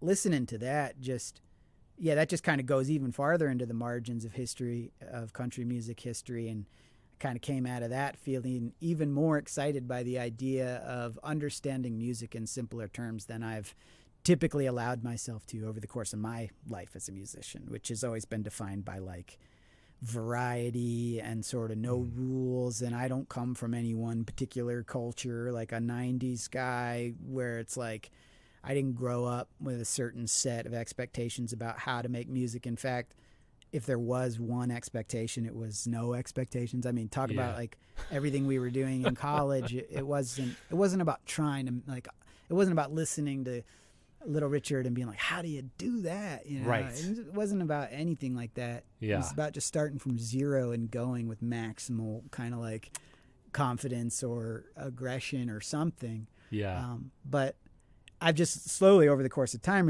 realized how nice it is to have like certain touchstones that you can use as your focal points that sort of define your entry point into any kind of like musical project or thing you're making or whatever. And then from there, obviously, all bets are off. Like a thing itself dictates its course forward. But it's only been more recently that I've realized the merits of kind of defining for myself my own hypothetical genre, my own Scott genre that like I can distill down to in order to be me excited to play the bass. Yeah.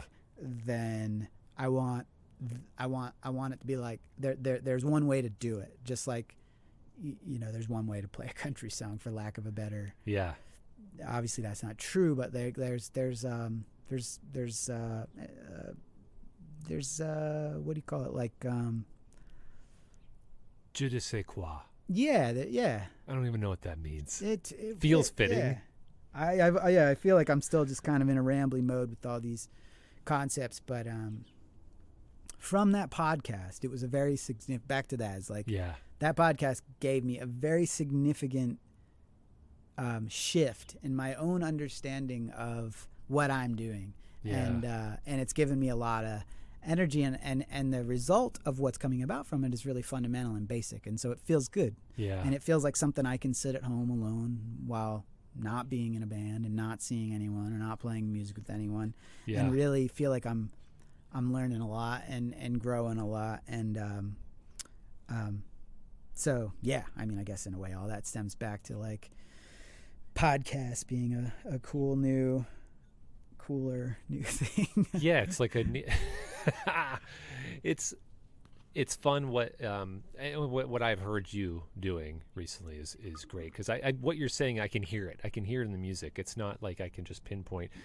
Had you not said all that, I can't be like, oh yeah, there's the country and reggae, it's just there. It's this like thing that just starts to show up that I notice, and I notice it with like some of the other artists like we really love, like Michael Now and Seth Kaufman, right? These guys that are just doing this thing that come up, and it's like they're just bringing these elements in. Well, I think those guys have a lot to do with it for me too, in particular those guys, because I love the music both those guys make so much, and it's such it's great music, but it also just feels like and I know those guys might say otherwise, but it just feels like a real naturally occurring expression of the general like sort of pace that those dudes are operating at, and that's what I want to be. I mean, that's all I want to be as a person, and therefore as a musician, is just like kind of in like myself, I guess. And I want like, seeing as music is such a part of what I do,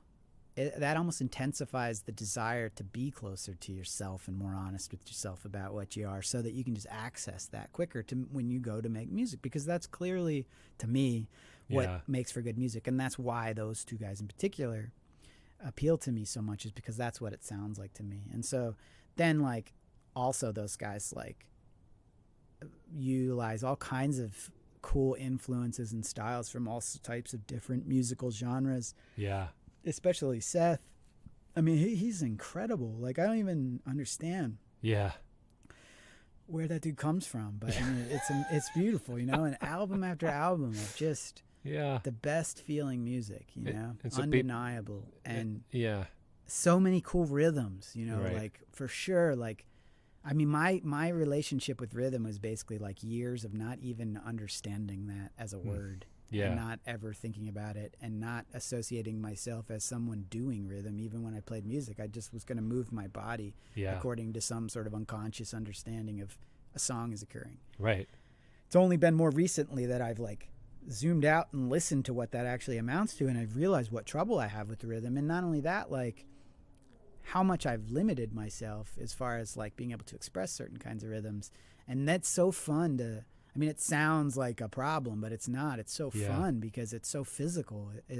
And it requires like, you know, when I'm noticing, the more I try to give myself time to like raise the bar on my own rhythmic ability, the more I'm essentially just giving myself like out of body experience, you know, because when you sit down to play a beat and you really want to be a pocket, you want to float, you don't want it this linear, you're not looking for this level of button pushing kind of precision. You're actually just looking to kind of like lift.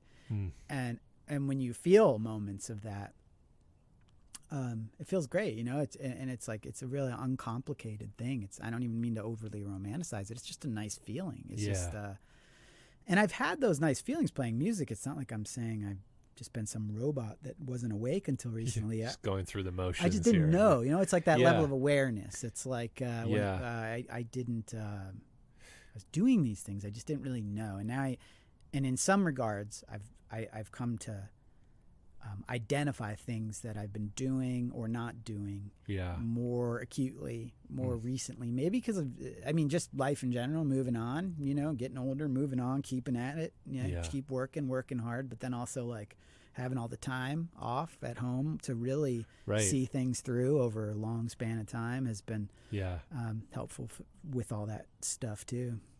It's funny you said out of body experience, and I would almost say like embodying it, you know, like it's true, both. I could see both, but like the and little experience I feel like I've kind of grokked from it is just for rhythm is like to embody something that you feel more connected with, and rather than just like going through the motions like, well, this is all I've known how to do and just playing the speed or something. It's like, well, to feel the rhythm in you, you know, makes it such a visceral and embodied thing that's like I can feel it and I can play it, you know, and those two are connected. The combo.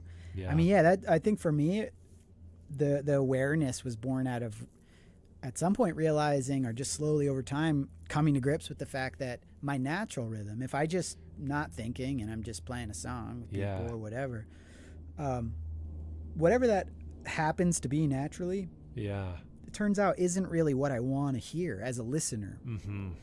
It's, I think like music for me and playing music for me, the act of doing it, especially like on a stage or like in a show, is such a adrenaline fueled thing that like your body just has more energy in it than it needs in order to, for all practical purposes, play the thing you're playing. So the thing tends to get excited. It gets amplified in this way that I'm not saying is bad, especially at a show. It's fun to feel that exaggerated energy. The energy is great, but like recording music and making stuff to like have playing in your house or whatever, you know, just in that regard, I much prefer. I really like to hear stuff that feels relaxed, even if it's fast. Like it doesn't have to be slow or mellow. Even it just there's a control of the time that is being passed through the tune that in one way feels relaxed, regardless of what the pace of it is, and that's what I've come to realize as a music listener. I love so much, but mostly as a player, I feel like I'm kind of rushing through things because music translates to like adrenaline so easily for me. So I've had to like learn how to kind of slow myself down. And it's funny, from switching over to the computer and recording into the computer as of like last summer. Right. Now everything I record, I can see it. Yes. And like the computer has an automatic grid like behind. Yeah. Like the bars are there on the screen. You can always see your kick drum. Yeah. And it's like every beat I play is just a little bit before the line. It's like, Oh, wow. you know, so which has Yes. been a helpful affirmation for me to Yeah. continue to remind me, like, calm down, versus Yeah. calm down. Just do it. Just do it. Like, you don't have to race to the end. Like, Yeah. you love what you're doing, so Yes. you're excited to do it. But like, for me, given my own goals and given my own desire to make music that is more and more increasingly what I want to hear, Yeah. I just have to figure out how to slow down. I love that. And this is also kind of jumping in from what we were talking about the other day. It's just how it's nice to hear something recorded different than the live version, right? Like, Yeah. like I don't know, the Teeth. We were talking about the Teeth, and it was just Yeah. like or bands where you hear something recorded that could be maybe super mellow or whatever, and then live it could be just all adrenaline pumped up because it's exciting live Different performance, purpose but- at that point. Yeah. Yeah, and I like that, having those kind of the contrasts of the different worlds. It's got to be. Yeah. I mean, it's got to be. I mean, there are instances where the goal is the same in both regards. Yeah, But in Right. general, I think of it as kind of two uniquely different experiences. Standing Yeah. in a room with a band versus like eating your dinner while the record's on. It's like, eating over the sink, yeah. eating your dinner over the sink. Eating your For all the dinner s- for over all the sink eaters while out there's there. band in your living room. For all you sink eaters more out like there, turn on the music and eat your dinner over the sink. You don't need to spill anything or do any dishes.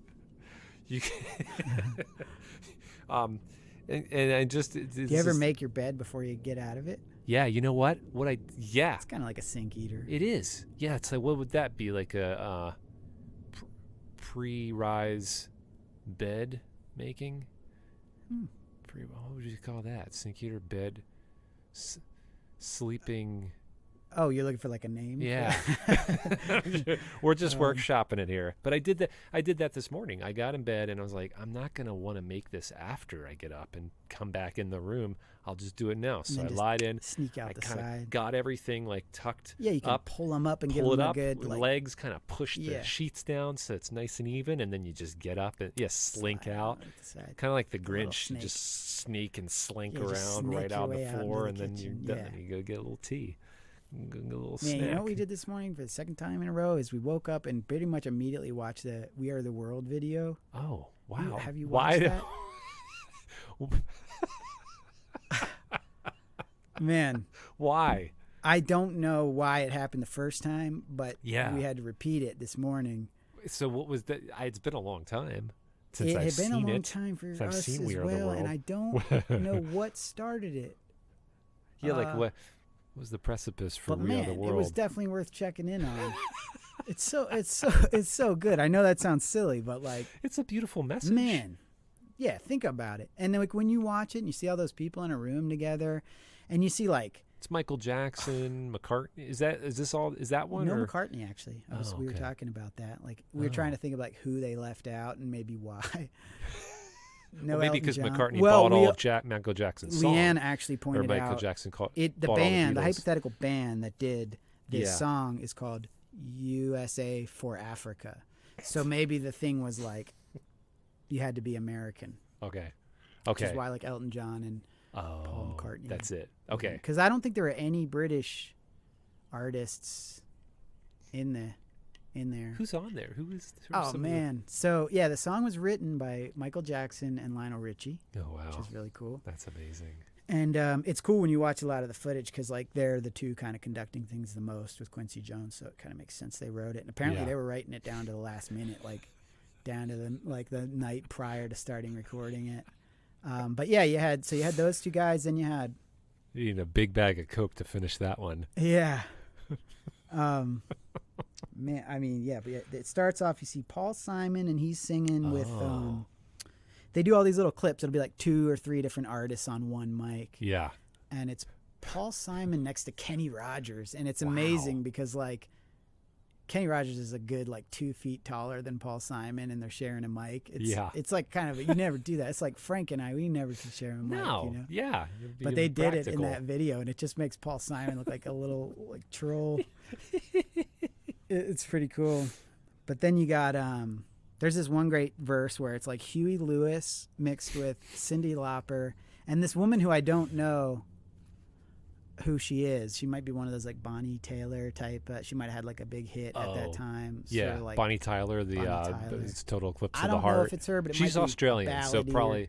Oh, okay. Probably, Not her. why do I know that? Oh boy. Man, but you name it. I mean, Yeah. Stevie Wonder, Willie Nelson,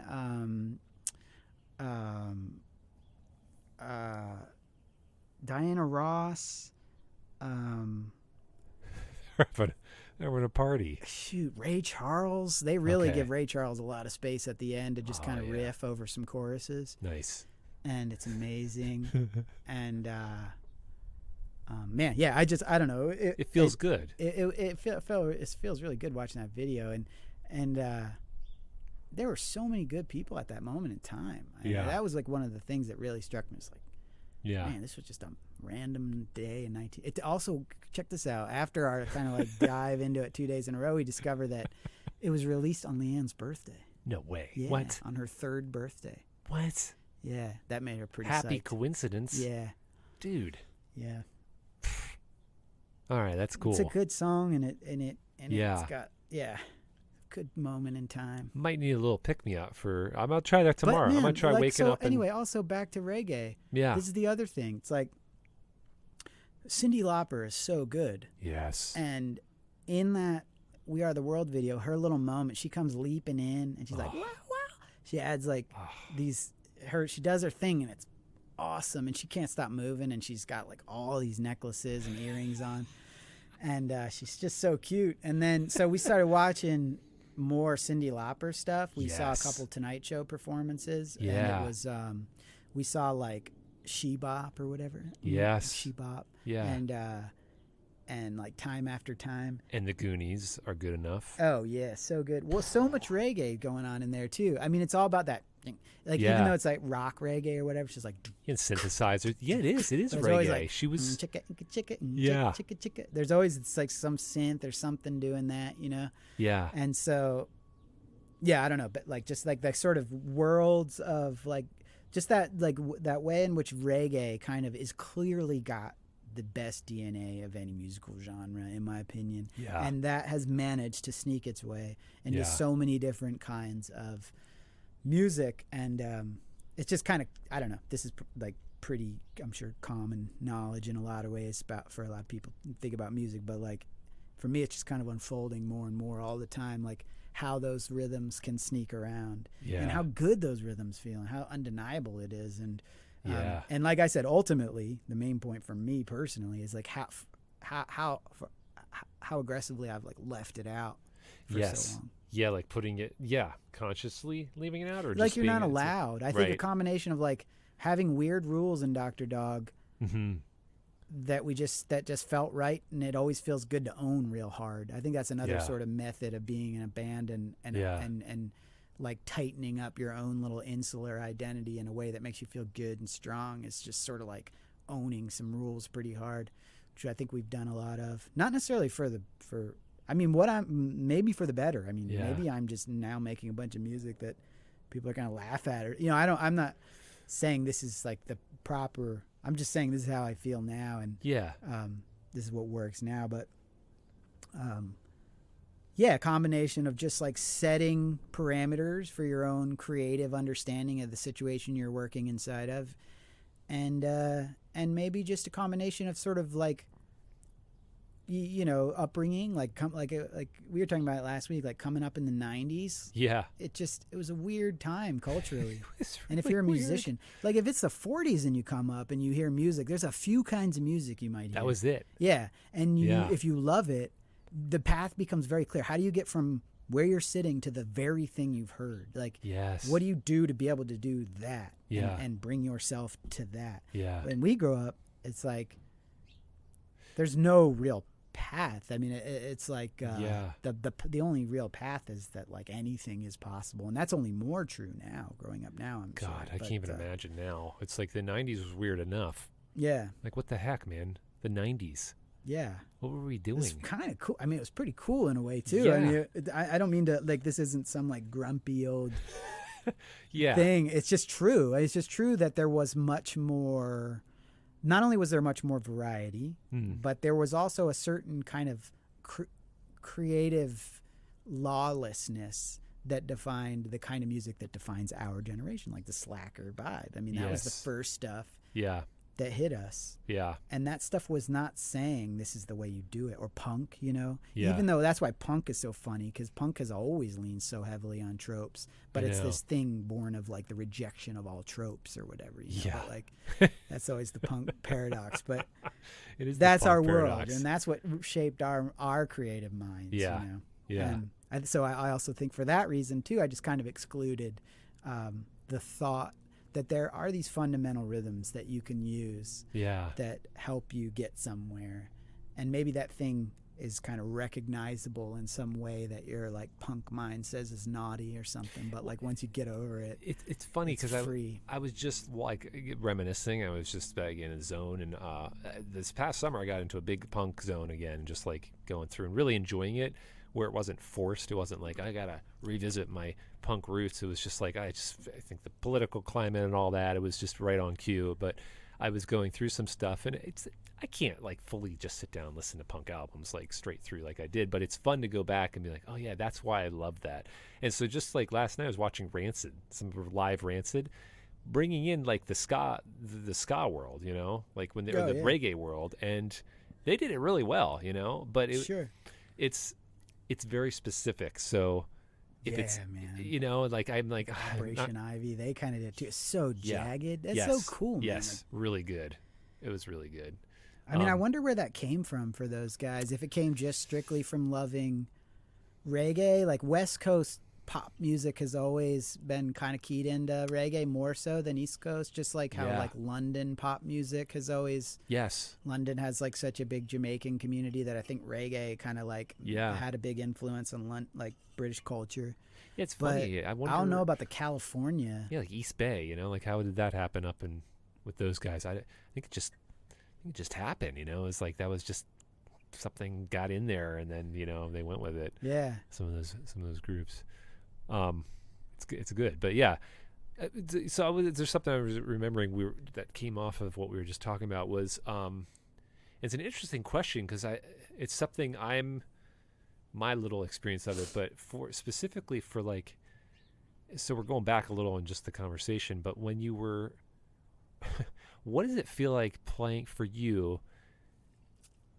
songs now that you quote have to play that you might not be as connected to anymore? It was something I think when we're just like the energy of stuff where it's like, I don't want to go, but I don't want to play that. You know, I'm not like, that was a different time in my life, but for you, you know, maybe you're expected to play. Yeah. I mean, you know, there are definitely a few songs that kind of haunt me that way in terms of like being a drag to, you don't have to be specifics. You don't have to give. Oh, no. It's not like that. It's not, maybe haunt was too strong a word. I just mean like there are songs where we'll go to do set lists and it's like, the guys will be like, man, people love that. And I'm like, I'm trying to make a case like, I know people love it. It's not like I don't think it's lovable. It's just I want to enjoy myself and I don't know how to do it with that song, you know. It's more like that. There are a couple of those. But on the whole, there's not much. I mean, considering we're a band that has been putting out albums for so long and when we do our shows, like we do songs from so many years, you know, we've always, I mean, considering that's the deal, there's not like a ton of that really. Yeah, that's good. Yeah, and I think that the reason is because like the sound of the band and the way we play and the way we change things up is a pretty consistently flowing thing in flux that like it's rare that a song can't become untrapped by its own old age order to like be fun to play again. And you know, we've just kind of gotten good at, you know, maybe maybe the real issue is like sometimes fans wish we would just play it the way they're used to us hearing it. Right. They're used to hearing it. But we do change things a lot. And, you know, like just kind of change our sounds too. I mean, like there's always new sounds coming in and out and oftentimes new players and, you know, like a conscious effort to rearrange songs and change and kind of contemporize them to where like towards like what we're into doing. And we do a lot of that. So I think that keeps songs playable for a real long time. But yet still there's always a few that just you can't. I mean, well, a big one for me is Say Something. I don't know. I think that's a cool song. Yeah. People really like that song, and they always it's always a requested song. The band is always psyched to play it. And there's nothing I'm embarrassed about or ashamed of with the song. I mean, I wrote that song's real old. I wrote that when I was like in the house in Westchester. I mean, like 20 something years ago. Yeah. So like it's old for sure. But I mean, I was writing other songs around that time that I would be much more hard pressed to play. I mean, that's probably one of the better songs I wrote at that time, I guess is what I'm saying. And even still, I just don't. I can't find a way to enjoy playing it. And guys have indulged me several times, and we've tried to do different things to it to kind of make it fresh. And it just, although you know what I'm realizing now, I'm working on all these songs now, and like I keep having to drop the key. And it's not necessarily that my voice has changed a lot. It's just that I've realized I always thought that like singing should be high. Interesting. And I didn't think that I had much I think I just thought if it was high, it was good. Mm-hmm. And also, clearly, I don't have a low voice.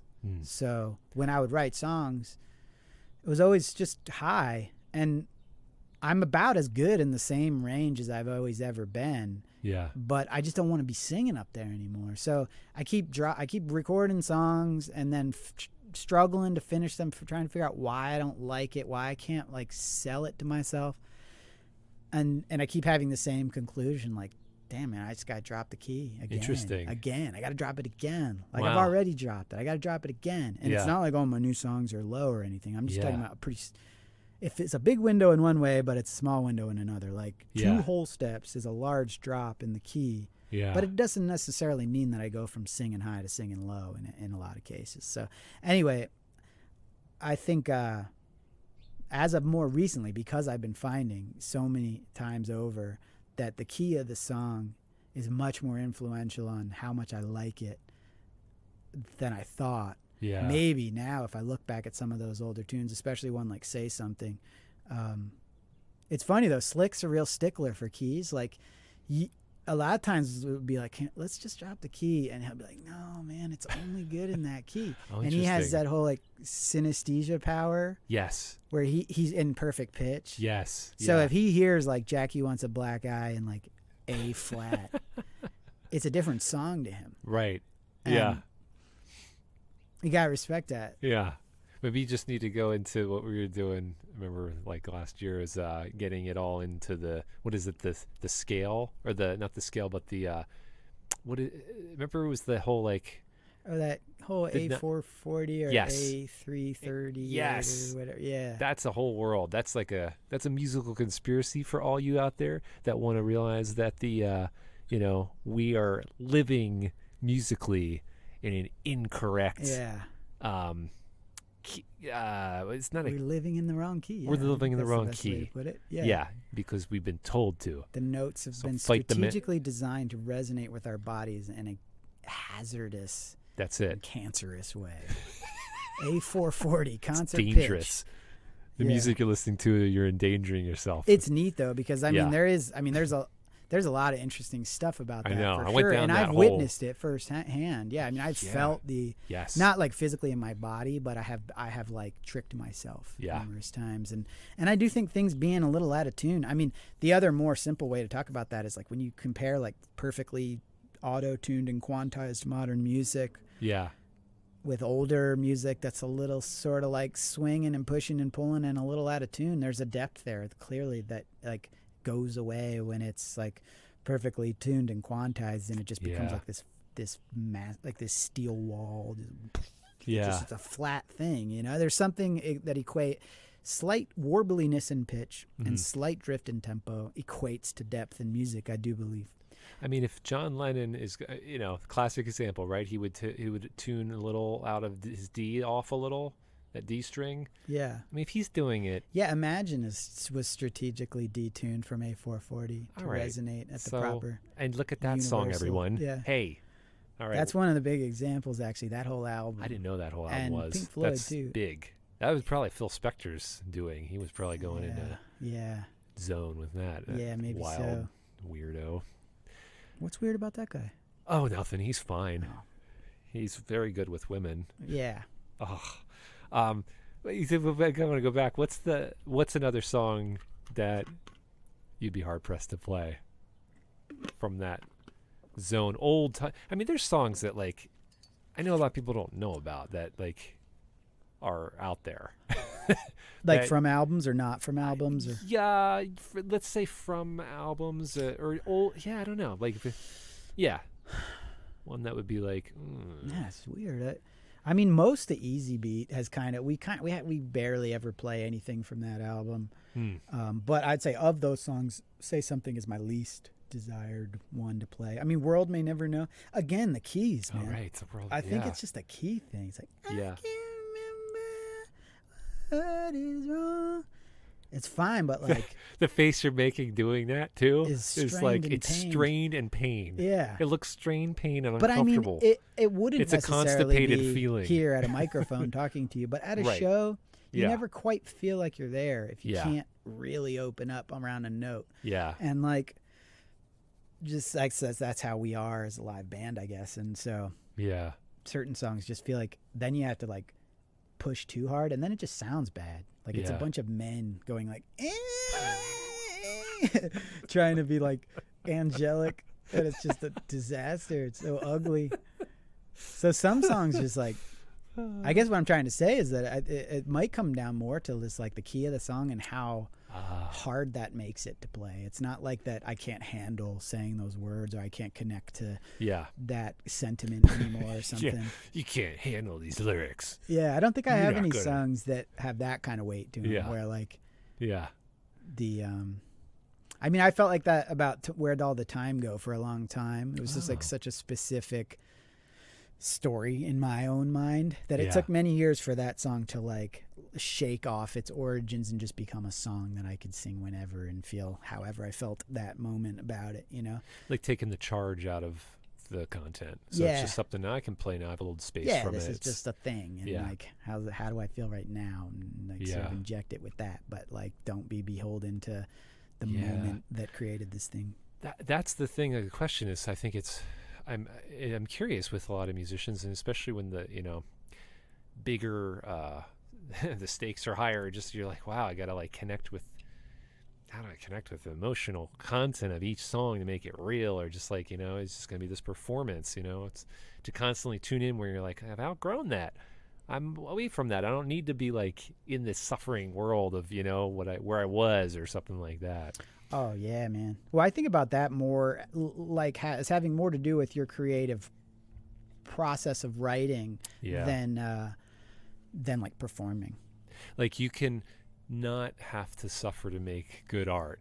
Yeah. This big question we have, right? It's like, Well, it shouldn't be like the only way. Yeah. Right. Like if you're Yeah. suffering and you're Yeah. inspired through that to make something, that seems to or be that the, leaves you in a state where the only thing you really can do is sure, wallow with your guitar or a piano or something, right? or for lack of a better word, but like, Yeah, but if that's not going on, or it doesn't even need to be sadness, it could just be madness, like some people have to be real hammered to write something, or high, or what, Right.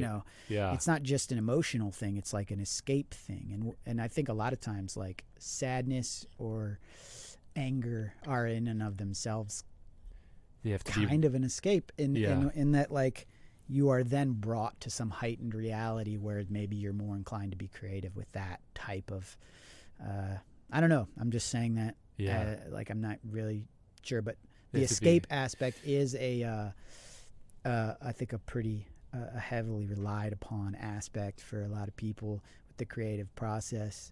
And I've just found over the years that like, and it's not like dialed for me by any means, but like I've just found that whenever I get used to thinking that something has to happen a certain way is basically right around when that way of doing it dies, yeah, and I have to figure out what's next. And the beauty is I've been through that enough times to realize that essentially amounts to growth. I mean, yeah, it always feels hard, but you always get somewhere new, and then that falls apart, and it Yeah. feels hard, and you get somewhere new.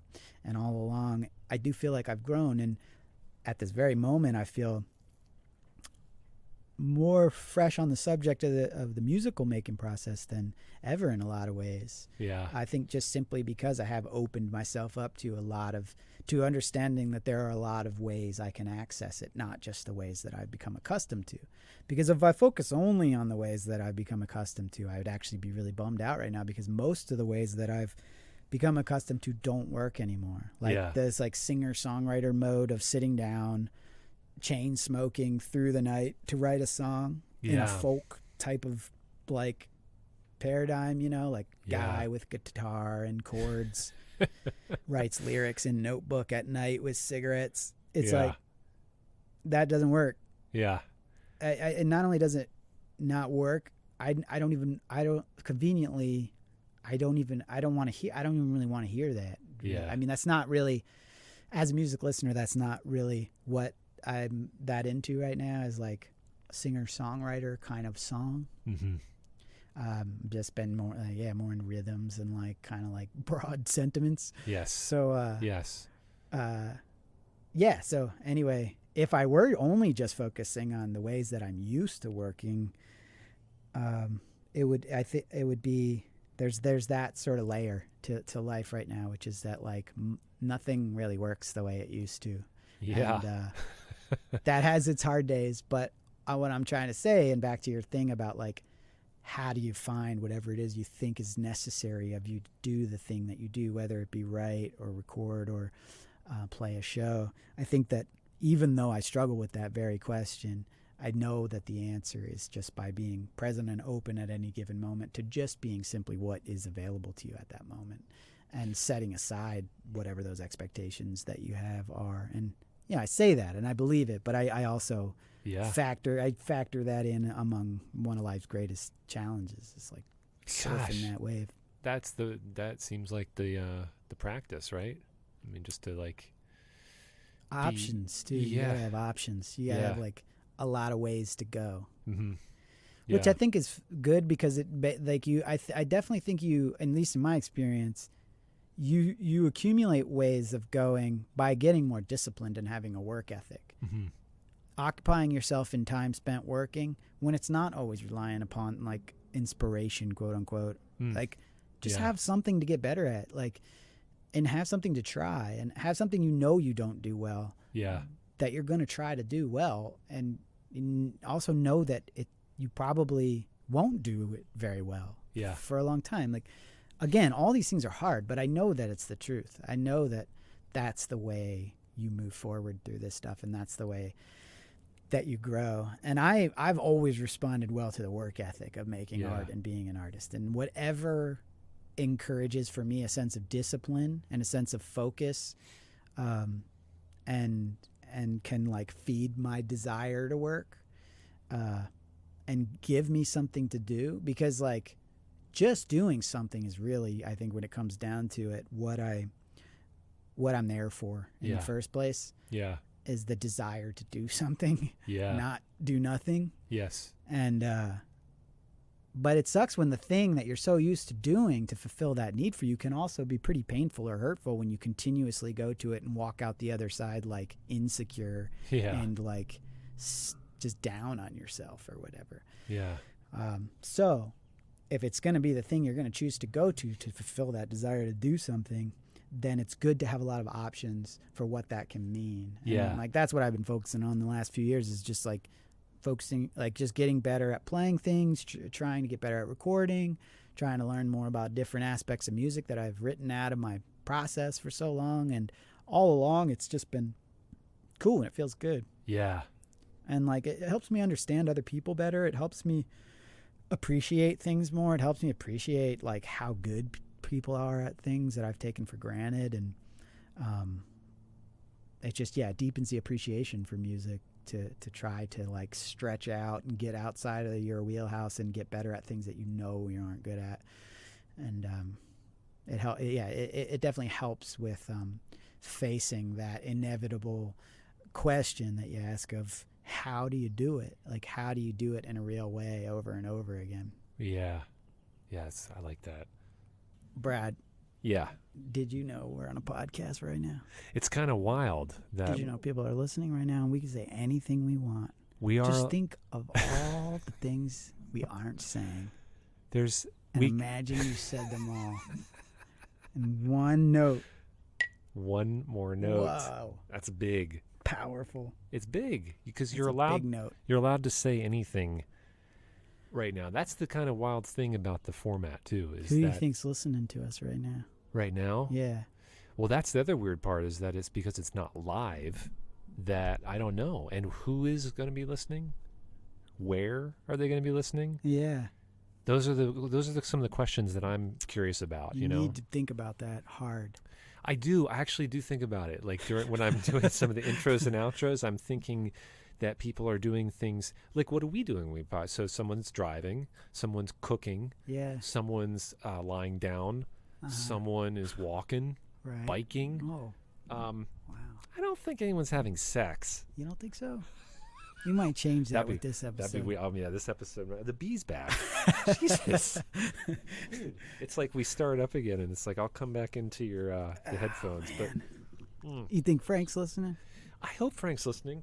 You know out what I'm there, gonna do? Frank? You know what I'm gonna do? I'm gonna do a call out right now to Frank because You know- he is resistant to coming on. So I'm gonna call him yeah, out. Frank is, I know, but I'm gonna call him out right He's now. powerful for this shit. Yeah, You're the reason I know Frank. yeah, that's true. Yes, Frank is my good friend, my brother, my bandmate, Yeah. and he grew up in New Jersey with Brad. And when Yeah. Brad and I met in college, Brad then introduced us to his hometown hero buddies, Yes, Frank McElroy, Dimitri Manos. that's right. So yeah, Those guys brought in, it was like another more kindred spirits just folded into the mix, folding it in like batter. you're here, Dimitri's here. Yeah. Where's Frank? Come Jersey. on, Frank. Jersey. You Mersey, Jersey Yeah, beat. pork pie Frank. Little porkies. There's porkies out there in Yeah. Jersey, South Jersey. Little greaser. Frank, Frank's Frank's got to little come on. greaser. Frank, you got to get on this show. I've been texting him this week. You I want said to hear you something interesting? I think maybe Yes. I thought this was touching. It's from a friend of mine, Forrest. Probably many of your listeners might know who Forrest is. Maybe Forrest is even listening, but he sent this. Well, maybe you don't want to do this. It's pandemic related. I have a. It's not like a hard and set rule that we're not I get talking it. It's pandemic. not. I mean, I find that it's hard to talk about anything else these days, so it is nice. Yeah. But I'll just throw this out there because That's it's a okay. nice thing. Yeah. We're allowed to. In a few different ways. Because Forrest, we're allowed to talk about anything we want, we can do that. All right, here we go. This is Forrest talking about. This is a bit of his, like, sort of, I guess, in a way, like a eulogy in a sense. It's, Ooh. Yeah. check it out. Okay. Hopefully, this is a good sound quality. I miss everyone. I miss my artist, my band, my crew, all the other bands, and everyone behind the scenes in management and booking who makes the shows happen. I miss the venue staff, the venue dogs, the stagehands, hospitality folks, and the security guards who take care of us each night. I miss the production managers and promoters and celebrating with them another successful show at their venues that become our homes for the day. I miss the baristas, waiters, and bartenders, and going to all of our favorite little hidden cafes, restaurants, and bars after loadout for last call, and seeing our friends who have stayed up way past their bedtimes to see us for a few minutes before we leave for the next show. I miss the friendly faces at hotel reception, the angels at airline check-in counters, the runners and van drivers waiting for us in the backstage alley, and the nocturnal bus and truck drivers who always get us and our gear to the next city safely. I even miss overnight festival sound check and early morning radio station load-ins. But most of all, I miss the fans. I miss stepping outside just after doors to sneak a glance at the sunset in whatever beautiful city we're in on this particular night, and then checking out the line of fans waiting to enter the venue as they stream toward the door. They have been preparing for this night for weeks, even months. Their favorite band is playing, and they have tickets. This is the highlight of their week, maybe even their year. They are with their friends, their lovers, the cute person they finally got the nerve to ask out, or maybe they're by themselves. but they're connecting with their tribe about the thing that's the most important thing to them in the world. I was always a fan of live music, long before I ever worked on a tour. There's nothing else quite like it. Most everyone who tours feels the same way. We all know how lucky we are to be there. No one does it for the money. It's all about the experience and the music. We all made sacrifices, have left loved ones at home for months on end, missed countless birthdays, weddings, and anniversaries. But making this magic, this connection, happen for the fans every night makes it all worth it.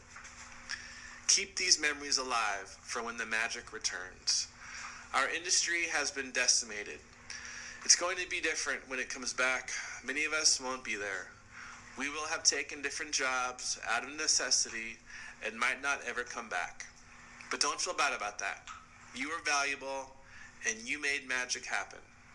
We had a good run, and the only thing that's permanent is that nothing ever stays the same forever. The faces might change, but the music and the magic will never die. I'll see you again at a show someday. Well said. Wow.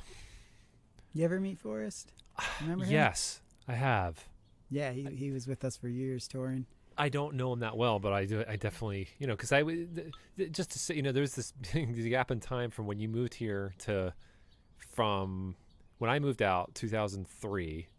When you moved out here? Yeah, I moved out to Tucson, and then so it was like, I would see you at least once a year on tour usually. Somewhere. I'd catch you. I'm like, you're in Tucson. You're up go in to San Diego sometimes. San Diego, yeah, something. So it's like I'd always be, seeing you. So I know, I definitely had met him.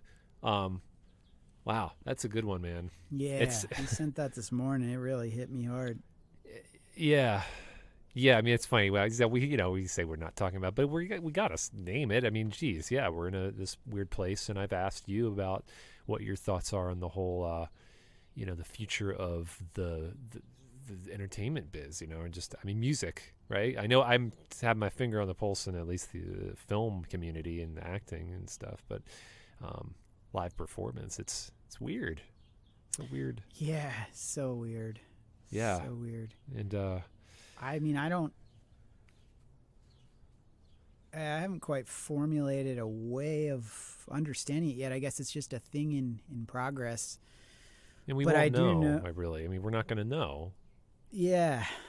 I mean, that's all you can do is sit around and not know. But yeah, I think also on a personal level, just like kind of like being at a point already where, like, as a band, we're kind of just slowly moving towards less and less touring anyway. Like, it's not like we're at this real aggressive point in our career where it's like hitting it, or it's like everyone's kind of just ready to like stretch out in some other ways and change up the structure of like our touring. And so in a way, it's like not as I don't know. We're like kind of lucky to be at that point rather than like a lot younger and trying a lot harder to be out there all the time. I think about that a lot. Like a band that now is just starting, and they were like going out on their first big national tour, and like, that's awful. Obviously, and it's like way more awful than what's going on for us. Even though I don't like a thing about it. Obviously, I don't like a thing about it, and I miss a lot of things about it, and I miss those guys, and the whole thing is riddled with problems, and it's riddled with stinky. Yeah. But I mean, for us though, I guess it's the one thing that was stupid. I just said stinky. Riddled with stinky. It's riddled with stinky. It's like some real terrible like 80s Slimer, yeah. There. It's a real Slimer move. Yeah, who knows what'll happen? It's weird. But that music will never die, and it'll continue on, and people will perform. Yeah, I mean, it'll be interesting to see how things recover. Like most things, they'll just kind of, I have to imagine, they'll come back together in a way that isn't exactly what we predicted the future would look like a few years ago. But hopefully in some ways that's good, and hopefully it's as good as it can be. Yeah. But I mean, I do miss traveling. I miss like seeing everybody. And, I realized like in my kind of like prolonged childhood, which is like being in a band, you know, your friends are always there. Yeah. And that's not even because you put forth much effort to make that be the case. Is at a certain point, like for me, it's just a given that that I'm just going to spend at least half my life pretty much surrounded by my friends, you know, and then all of a sudden it changes and I'm being so far away too, you know, it's like being all the way out here. We're and all out those here. Guys are, yeah. This is out all the our friends are edge here of there. reality. You're like my only friend here. Oh, buddy.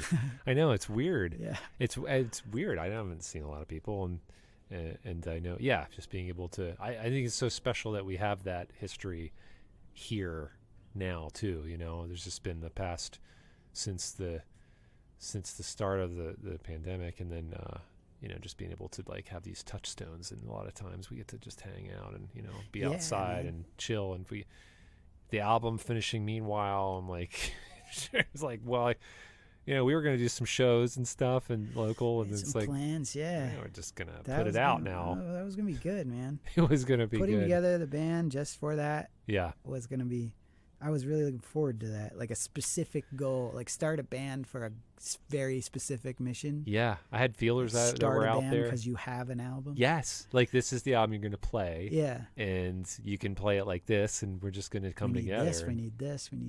Yeah.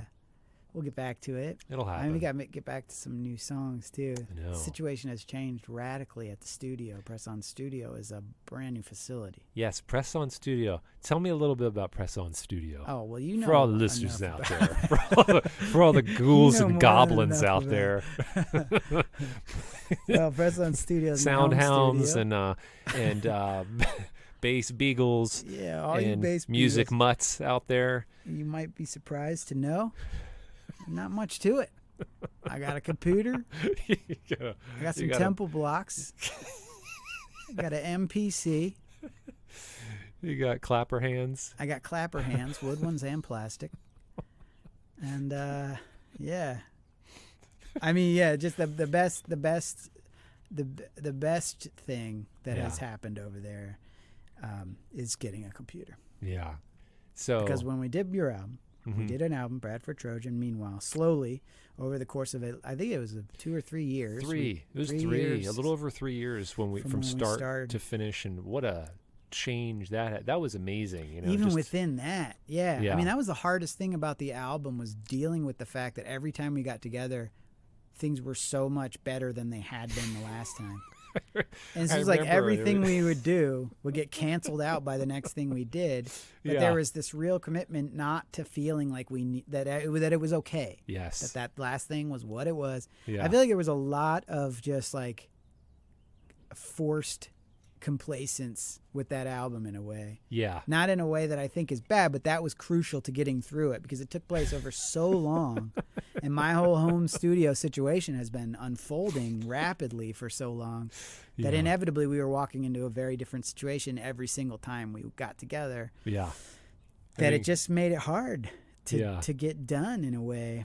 But we got there, and it's great. And in the end, it was good because it all kind of got to pass through the state of the studio at that moment, which was like kind of after getting that console from Nathan, that big console, and being able to do more tracks and all that stuff. And but now, just like having gotten fed up with all that gear and also mostly the inability to share music digitally with anyone, being a kind of mostly analog situation, and being stuck in the pandemic and not being able to send music for friends or like receive music from friends to play on, and really just denying myself that whole luxury of being able to collaborate from afar was kind of the impetus for going and getting the computer and getting into like the digital mode. But I fended it off for so long, and I was like so weary of it, not because I think that digital is inherently evil or anything like that, but because I'm so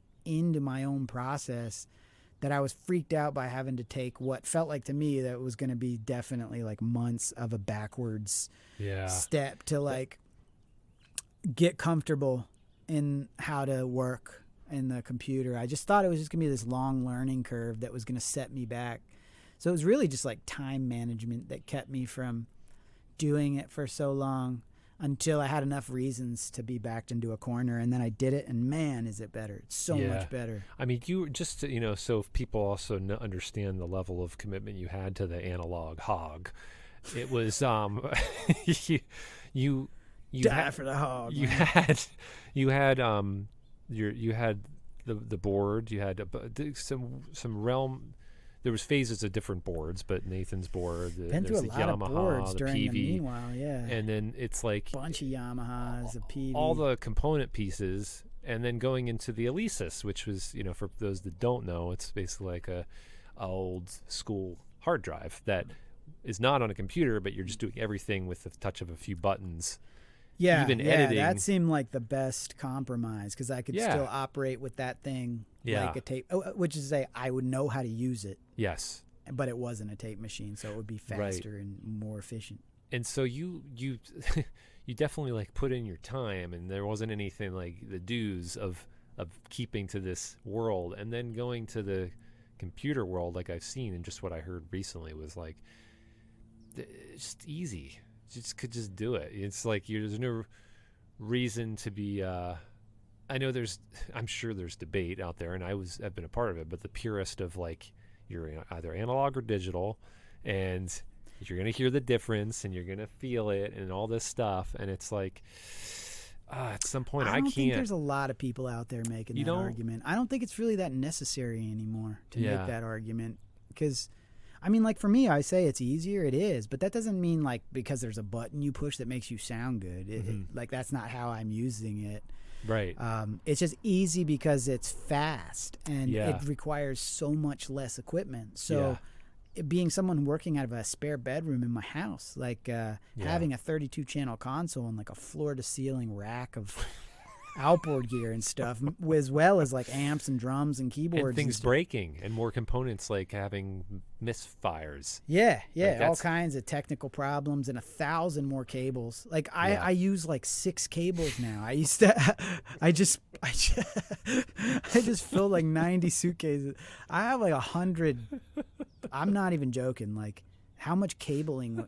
I mean, anyone who does music studio stuff knows like what I'm talking about. It's an exhausted subject. But like, I mean, when I say easier, it's not like easier in the sense that making good things is necessarily easier. It's just an easier process. And and it's like sharing stuff. Like that's changed my life. I mean, I just started this stuff since August. And then this first thing I got, once I got it going, was I dumped in all the recordings I had been working on the Alesis into it. At which point suddenly I can just click and like anyone can have those sessions. So like I got people involved in that, and getting people in particular, my friend Graham. Yes. And getting him involved. Like the Gallows, right? The one I heard that was one of those that was. Oh, well, no, that was one where I got Michael now to play on it, and Matt and Thor. That's fantastic. And Graham mixed it, and that's sitting there ready to go. I've got a couple albums putting together with Graham's help mixing.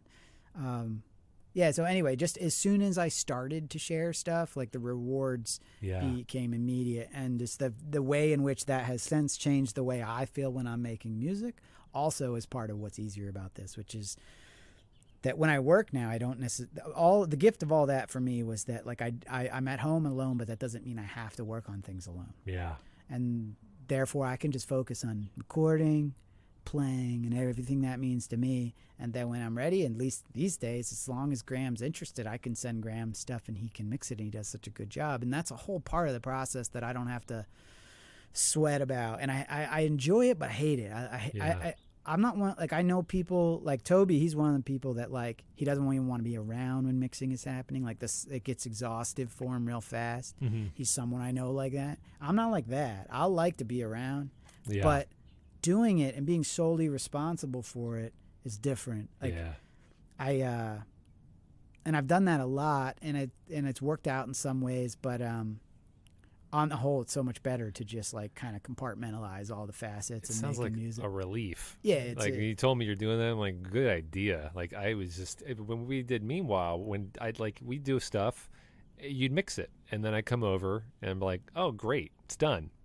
good thing because there's no remixing I don't it. have to. Yeah, good. It's done. It's like no remix. You can't get it back in there, and it's not digital, the digital world. But it was like that was a treat to not have to go through the overthinking and fraughtness of, oh my gosh, every Well, little the thing. technicality of it too. I mean, it's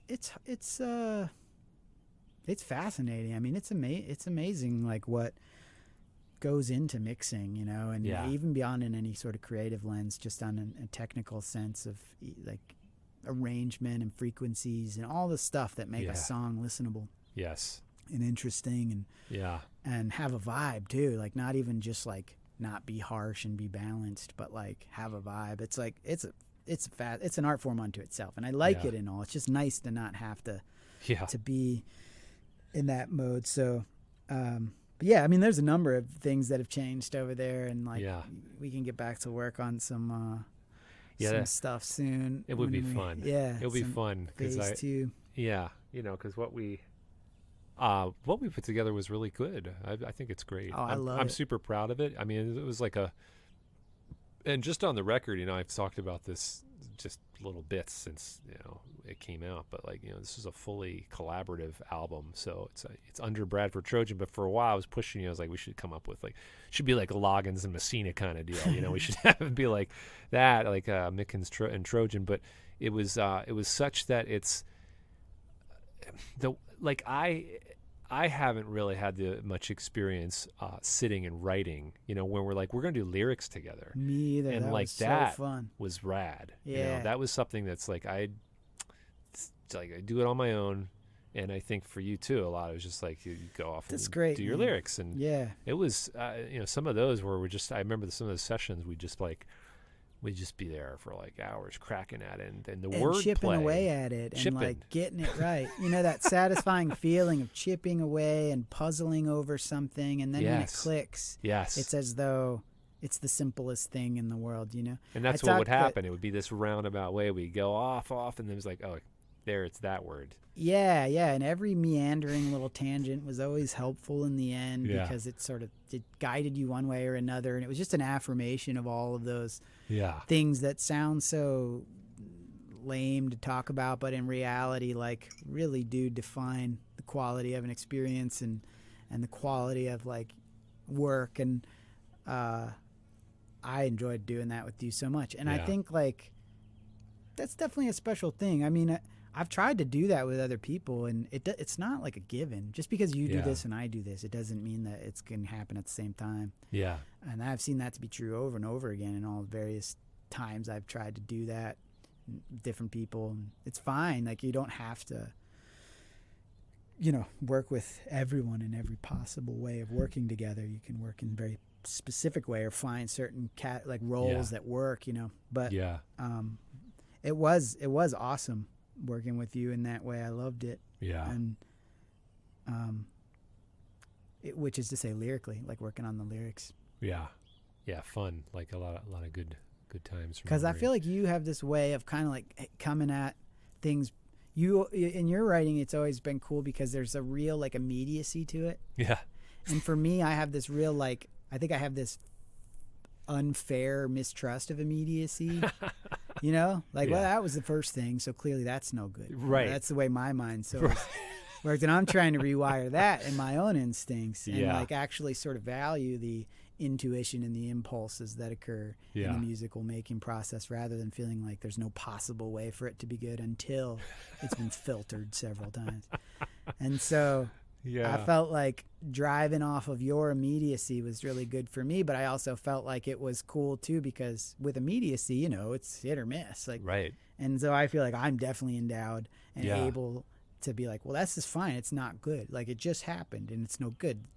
We're going to keep working on it because Yeah. that's what, if anything, I've been accused of overworking things my entire life, so I'm always ready to be like, that's no good. We got to keep going. Yeah. But I felt like it was a healthy balance for both of us in that way of Yes. just like Yes. operating kind of like off of improvisation and or like from like some pretty quick and intuitive ideas, but then being able to sit back and actually sculpt it from there. And that's Yeah. become like a big thing for me in general. And I feel like that experience with you was like kind of part of building that. I miss doing that for Yeah. sure. Yeah. Working on tunes with you. Yeah.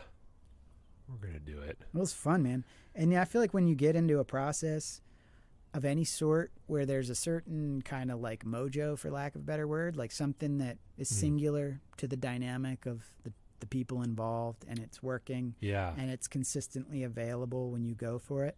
When you start to do that, you do build a little world. And Yeah. I like it's been my favorite thing about being a musician the whole time is when these little worlds develop where Yeah.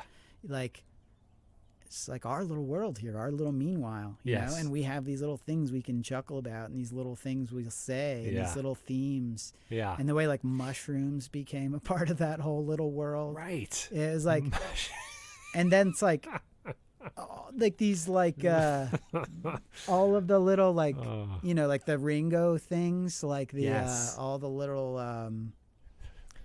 tomorrow never knows or whatever, all these like little nonsensical things that we were kind of tapping into in our own way, not like as an effort to get like Beatlesy on it or whatever, but like Yeah. we were landing on these insights that felt paradoxical enough to be truthful to us, also like to embody this sort of depth of absurdity and humor that I think you Yeah. and I share in our whatever our like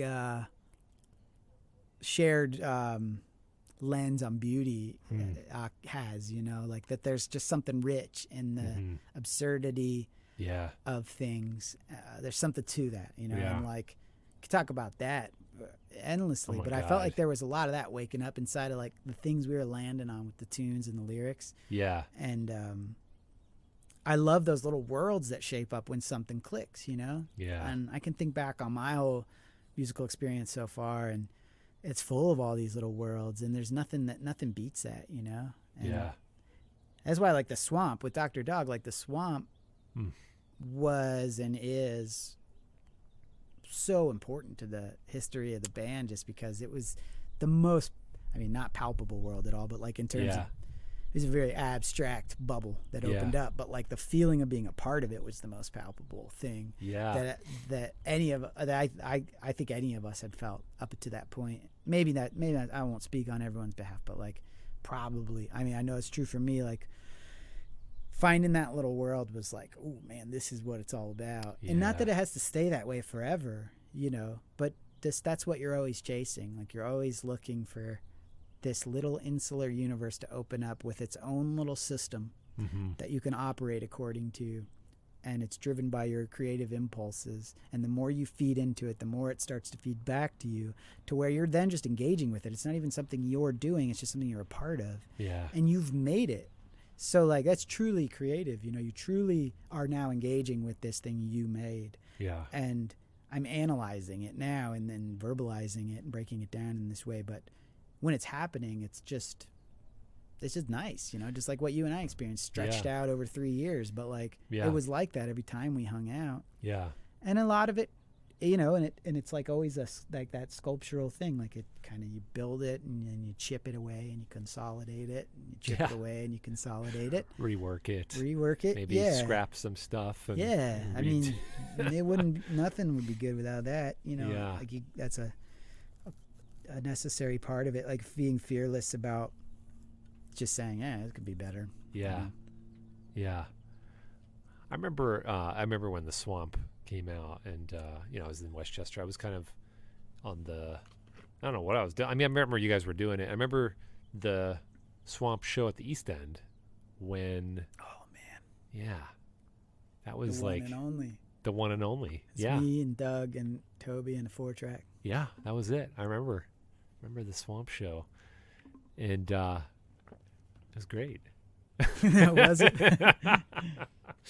It was, was, I'm sure. It was this, yeah. I mean, much like those kind of times, the Dr. Dog times, which, well, Ted wasn't in that part, but when there were those like performances, you know, where it was like a theme or something, you know, like each show was like a thing unto itself. Something, it wasn't just like, there's a show, let's go and do our thing. We had to kind of reinvent it each time. And I remember one, there was like Ted and Marty was like filming something, Talking about Marty there. Oh, with he a was like tuxedo filming on. a tuxedo. You yeah. were dancing behind a tarp. Yeah, and just filming and walking in, and that was the show. Because It we was had this- TVs Yes. playing what Marty was filming. It was a real psychedelic show, and you were dancing behind a backlit tarp with a Dr. Dog logo painted on it. And Jim Zeski was wearing like a spandex skeleton suit, singing into a delay with like under a lamp. That's so good. And we were sitting on couches, That's right. Yes. and we had weird songs. Sitting like, on couches. yeah, Stay Inside and Lie Down. Like the first batch of Dr. Dog songs were all real cool. Oh my God. And yeah, but you're right. I mean, the first, yeah, that was an interesting. Like it's hard to even describe the origins of that band. I mean, it's a bit of a paradox in itself because, this was brought to my attention even more listening to Andrew and Rory talk about Raccoon and thinking more about Raccoon and why. Like, oh man, there's so much interesting stuff there for me because it just begs this question: why were there these two realms? Like, I guess that's just how things shake out. Like Toby and I, like when I moved back to Westchester, the first thing that Toby and I did, the very first issue that was clearly needing to be tackled, was to sit down, choose a band name, show each other what we had written Yeah. in the time that I'd been away. Yeah. And I remember that hang. It was in the basement of the Pirate House, and I had my notebook and he had his notebook, and this was the deal. I was back. I mean, we were very aware that like we needed to make music together. Yeah. I had been gone for 2 years Yeah. and had pushed my way through all that I had to push through to come back. Yeah. As far as convincing my family it was a good idea and all this stuff. And so, I mean, we were very self-aware about it. It wasn't just like, oh, look, it's that dude again. Hey, you want to jam? Yeah. It was like, oh, it was on. We have to do this. Yeah. So that's the paradox of Dr. Dog is like, that's at its core, that Yeah. seed. Yeah. However, the way we actually functioned for years looks like a floundering mess of like complete ineptitude, you know? Yeah. I mean, in that like nothing ever was consistent. There was no, the consistency of people wasn't there for years. Right. Getting shows wasn't there for years. And then meanwhile, we were in Raccoon, and Yeah. that's a band that you can definitely look at and see more consistency in a traditional sense of a band operating. And I think for a lot of people that maybe got confused with, like, I mean, Dr. Dog, even despite that, Dr. Dog was always the thing. That was always what we were going for. It was just a different operating system or something. Yeah. And it was just, It was Linux. yeah, Oh, yeah, oh, DOS. DOS system logo. It was even just before that. It was like just some sort of rickety contraption, you know, like a Rube Goldberg or something. You just push the thing and it will go around and around and knock stuff over, and like Yeah. it'd be beautiful. Yeah. And it was really just like being in all these other bands that at a certain point we realized, like, well, in order for this thing to look more consistent and for us to start finding more consistency in this, we have to start by like giving all of our focus to it. Yeah. And that, you know, that's why both Toby and I like quit a bunch of bands at the same time, and that wasn't easy in it. And there was like so much joy and Yeah. that in all that other stuff. But I mean, it was what we had to do, and it worked. Like within a year or so, we were on tour basically. You know? Yeah. So it paid off as far as us just like getting more focused, but yeah, I mean, those early shows, like that, just the kind of the I mean, shifting cast of characters. And I remember one where I did something where it was Marin, our friend Marin Ferris. We did like a birthday show or something, and it was in the bathroom, and we all had that was our first show. Vaseline. I remember I put Vaseline with coffee grounds on his fake beards. Yeah, that was Ted's idea. You draw a beard on your face with Vaseline, and then you just throw coffee at it, and it sticks. And playing like the toilet and just whatever, and you know. Yeah, so we were in a tiny little bathroom. We all had like white clothes on and coffee beards, and so cut to there that. were no instruments. No. There was like maybe a guitar, Maybe and then Toby, there I was that little remember playing radio we could plug a Yeah. mic into. So that cut to that I from think that. you were turning the shower on I and think off, so, like doing like rhythmically, water percussion. Yeah, there you Yeah. go.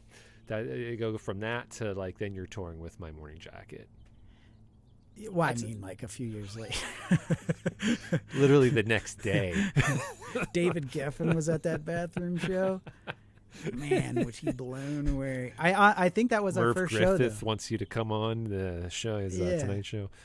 Yeah, that's Ed funny. Sullivan bathroom circuit. We played Ed Sullivan's bathroom. But yeah, that's like that was a It was either that was our first show. No, that was. I think that was literally the first Dr. Dog show. oh, wow. That's Yeah, interesting. you were played in the very first Dr. Dog show. That's wild. That would Yeah. have been it, other than like the. I That's don't think there was interesting. any performance called Dr. Dog prior to that. Wow. Wow, I didn't know that. And, I mean, always, the only other early one I remember was the. Do you remember the party at Ted's parents' farmhouse barn zone Yes. where you had to show up and then you got carted on a Yes. four-wheeler out? Yeah. Yeah. And then we played, but that was full band. So that was definitely after Marin's. yeah. Yeah, I think Marin's bathroom was. I think it's safe to say that was our first show, and Doug Wow. would have been in that, and me and you and Doug. Toby and Ted. Dude. That's wild. But not Zach yet, because Zach joined later at one of the parties we used to throw at the barn where Yes. we practiced Yes. in Nottingham. That barn, yeah, we talked to Balls and I talked about that a little. That barn was amazing. I have That really was good the memories best. of that, and Yeah, just practicing there, and like just the and the flea parties. market and on Saturdays Yeah. and the Wawa. yeah. We played at that flea market. That was an early show. Whoa, Yeah, dude. played Fuck It, but we turned it into Bucket. Oh my God. Yeah. Here's a fun. Just I wasn't planning on asking that, but will there ever be? There is a recording of Fuck It. That we made. An old Dr. Dog, isn't there? Isn't there an old Dr. Dog? Like from a show or something? No, I thought I there don't was think like an we've old, ever like a recorded. 388 or something version. Yeah, that or makes. maybe? Oh, well, the original. Yes. Yeah, it was the tone bank keyboard and those lyrics. That's how it got written. But then it just became like a functional song in a set. Like when everything was like, Yeah. basically going to shit, you played that song. And the most important thing was that no one knew the chords. It's like a 3-chord song that we've all managed not to know how to play for so long. Yeah, that song's amazing. That song is amazing.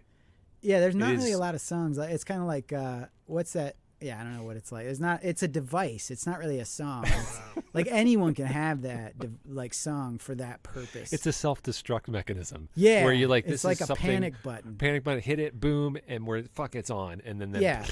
it's just done. And it's got this kind of meta aspect Yeah. to it because you can't know how to do it Right. when you do it. Yes. You don't really know the chords. Yeah.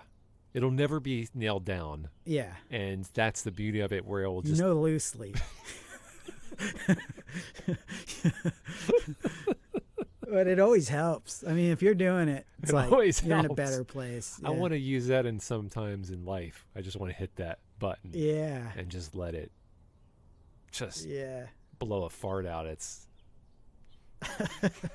yeah, yeah. That one. a cosmic fart.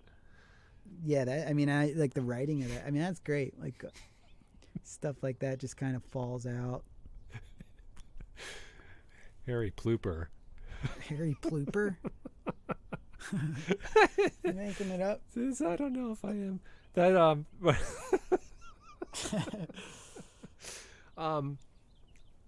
was I mean, yeah. I feel like. I mean, another thing. Thinking back, you. yeah. Like I feel like I always thought of you like that there was like that basically that like there was like you were part of a crew within our crew that Yeah. was just crazy in a slightly different way than the rest of us were crazy, and It was more manic. It was a little more it's manic. more manic and like childish in a way too, like Yes. little toddler vibes Yes. of like relentlessness Yes. and like goofiness. Nerve bending. Yeah. Yeah, and it was Yeah. like you and Ted and Ben Smith I would put into that sort of like Yes. into that category. And then I felt like me and well, yeah, it was just like what's up with that? What's up with like you guys? I mean There's you there's guys are like I think Ted's childlike. There's a childlike like, well, you said toddler. There's a antagonistic, like, rabble rouser-ness that was present definitely in little me. And I'm gadfly. realizing more in Ted. And well, for sure Ben. But Yeah. Ben, once Philly hit and met Ben, and I met Ben and brought Ben him. jumped right in that. He boat. jumped in, but there was like Ted would do this thing where it was like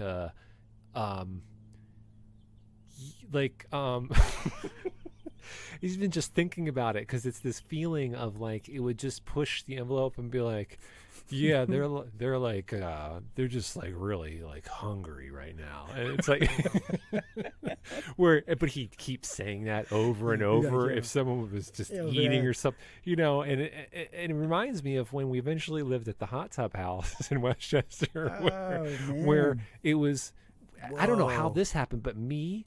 And Marty and Ted were sharing a room, a small room. And it was basically like all. I don't know how it could survive. There wasn't anything except there was cardboard on the floor. And like that was our flooring. And then there was blackout curtains on the one window in the room, a small room. And then like, I don't even know if there were beds, but and a candle, a beeswax candle in the middle of the room. Oh yeah. We used to have rituals. We'd have like rituals and like somehow we would be living in that room. But I'm like, how did this, would it work? Remember the, oh yeah. Ted was all about creating those like clubs and stuff. Yes. And I remember, what was it called? Well, we had like, the key game. The key game. I just remember him coming up with that rap. It was like, we meet tonight to reunite our words and our actions, decimals and fractions. Some days we chill, some days relaxing. That's what we had to all like chant before we would play the key game. The candle in his room, like he'd have those sterno candles on a kick drum. Yes. And we'd like drink Robitussin and like Robo-tripping. Yeah. And he was calling it bird blood, and it was like happening a lot. It wasn't even like this one time. They're like, you want to go up and have some bird blood? Bird blood. Yeah. The key game, though, just so people can know this one, because this was great. It was an old.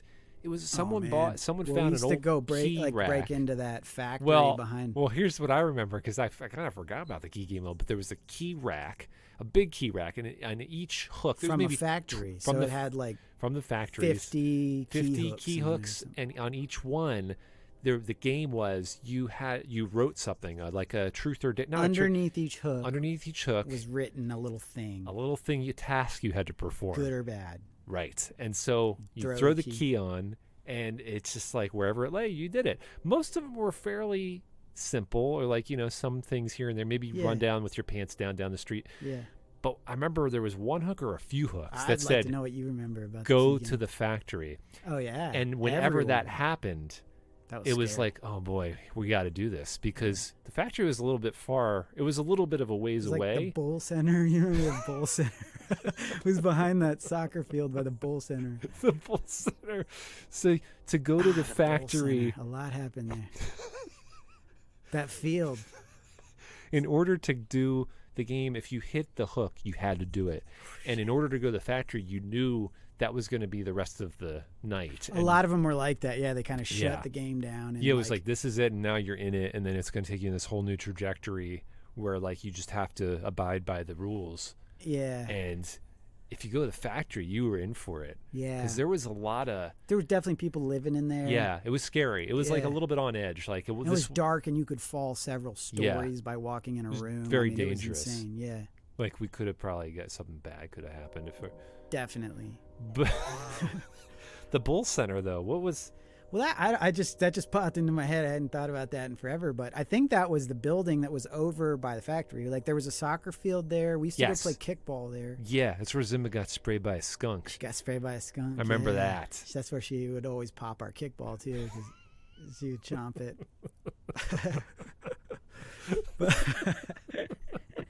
She loved kickball, but she always ruined it. She just run and she got a hold of it. The game was over. And she got skunked. Yeah, I remember taking her going to 7-Eleven and getting some V8, trying to get that off her. But yeah, I think the factory was out there behind the That was Bowl it then. Center. That makes sense. Yeah, it was a little bit further away. And there was like Little Man's Deli along the way where you would crush it at Pac-Man. Oh yeah, Miss Pac-Man was my big. That was a summer where it was. That's a very fond memory of like getting really good at Miss Pac-Man You were to win a incredible. sandwich. Yeah. And it was like one of those things again. We were like, we're not Like doing some much. Otherworldly talent.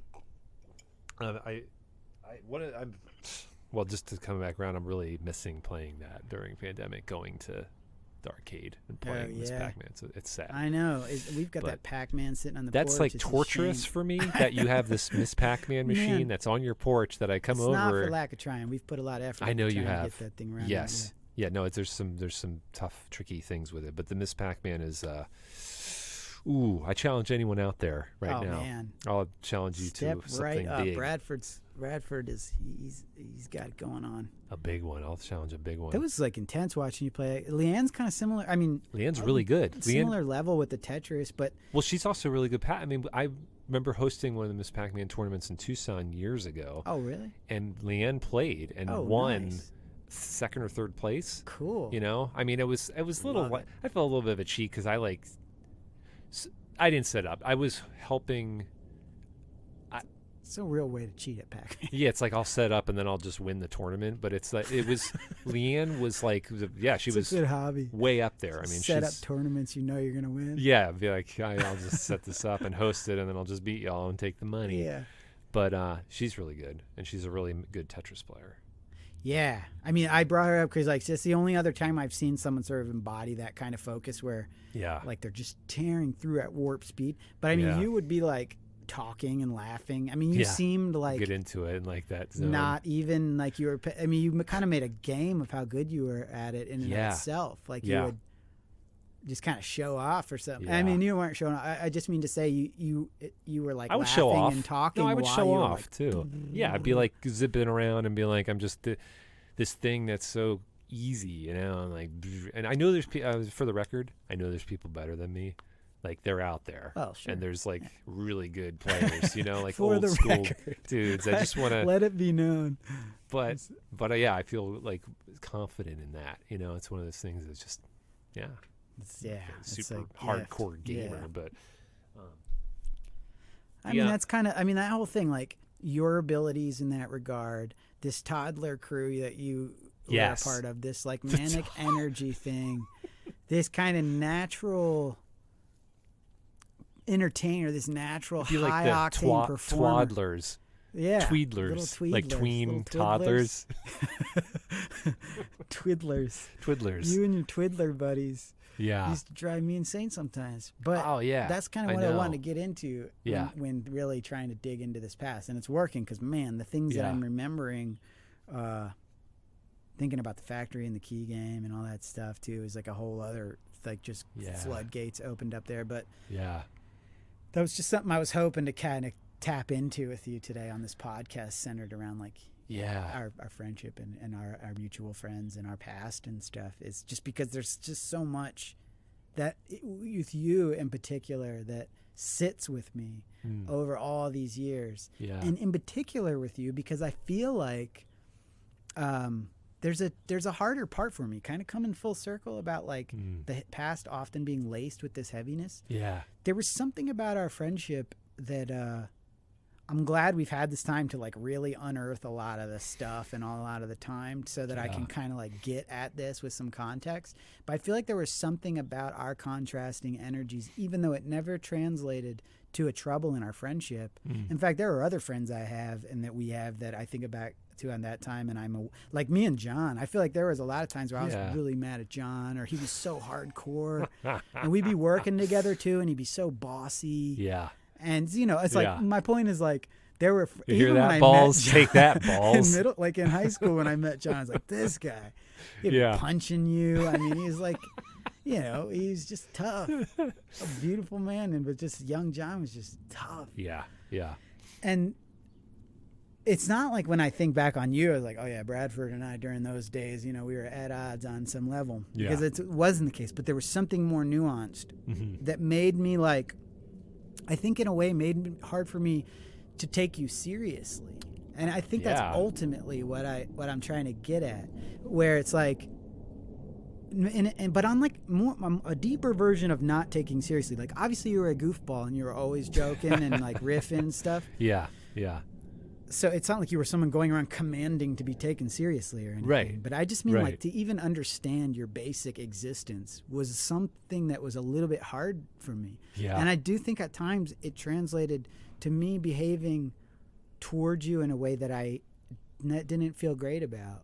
Like I feel I guess ultimately where I'm going with this kind of like emo lean here is that like I feel sort of bad about the way I treated you at some points in our friendship when we were a lot younger. And it's interesting to get the chance to kind of dig into it because like we've talked about with some of the older stuff, it's funny when you dig back into older issues. Yeah. Some of them, what's ultimately funny about a lot of them is that they're totally irrelevant. They're not necessary. You don't need to address them. They've just been taken care of. Right. Like literally. It's not Yeah. like I'm still running and hiding from them. It's like Yeah. it's not real anymore. Yeah.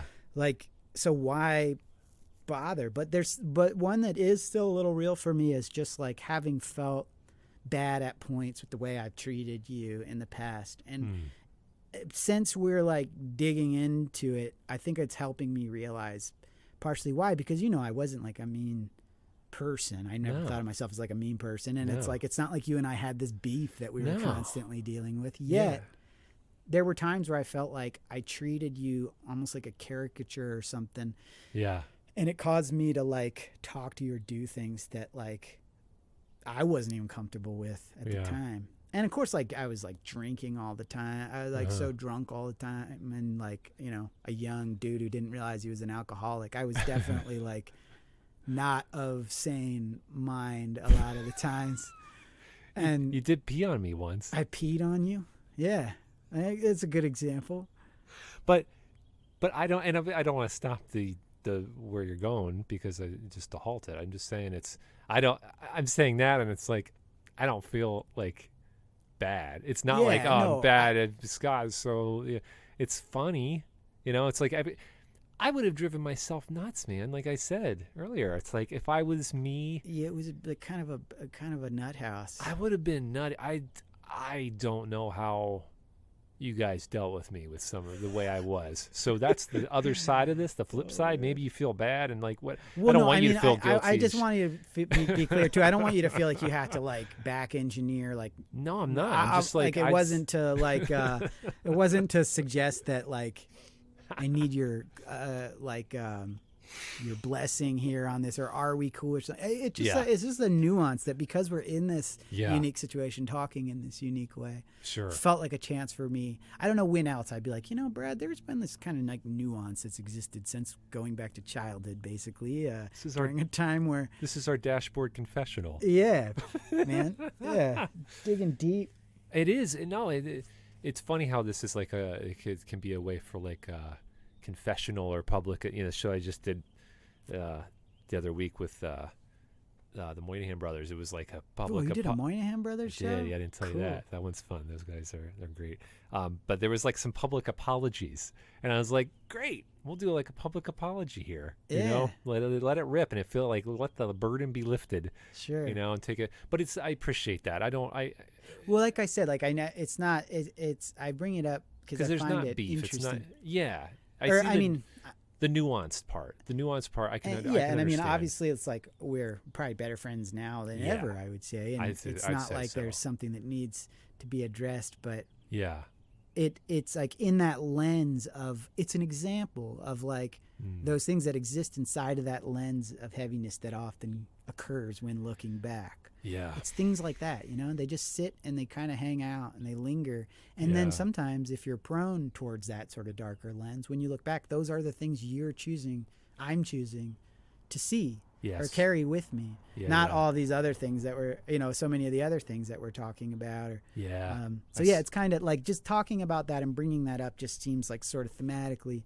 in a larger sense, like one of the more interesting things that's been coming about for me via your podcast and listening to my friends talk about stuff that I was around for, and like now, you know, talking to you about it, and also being aware that our friends are listening. And I know they're listening right now to us.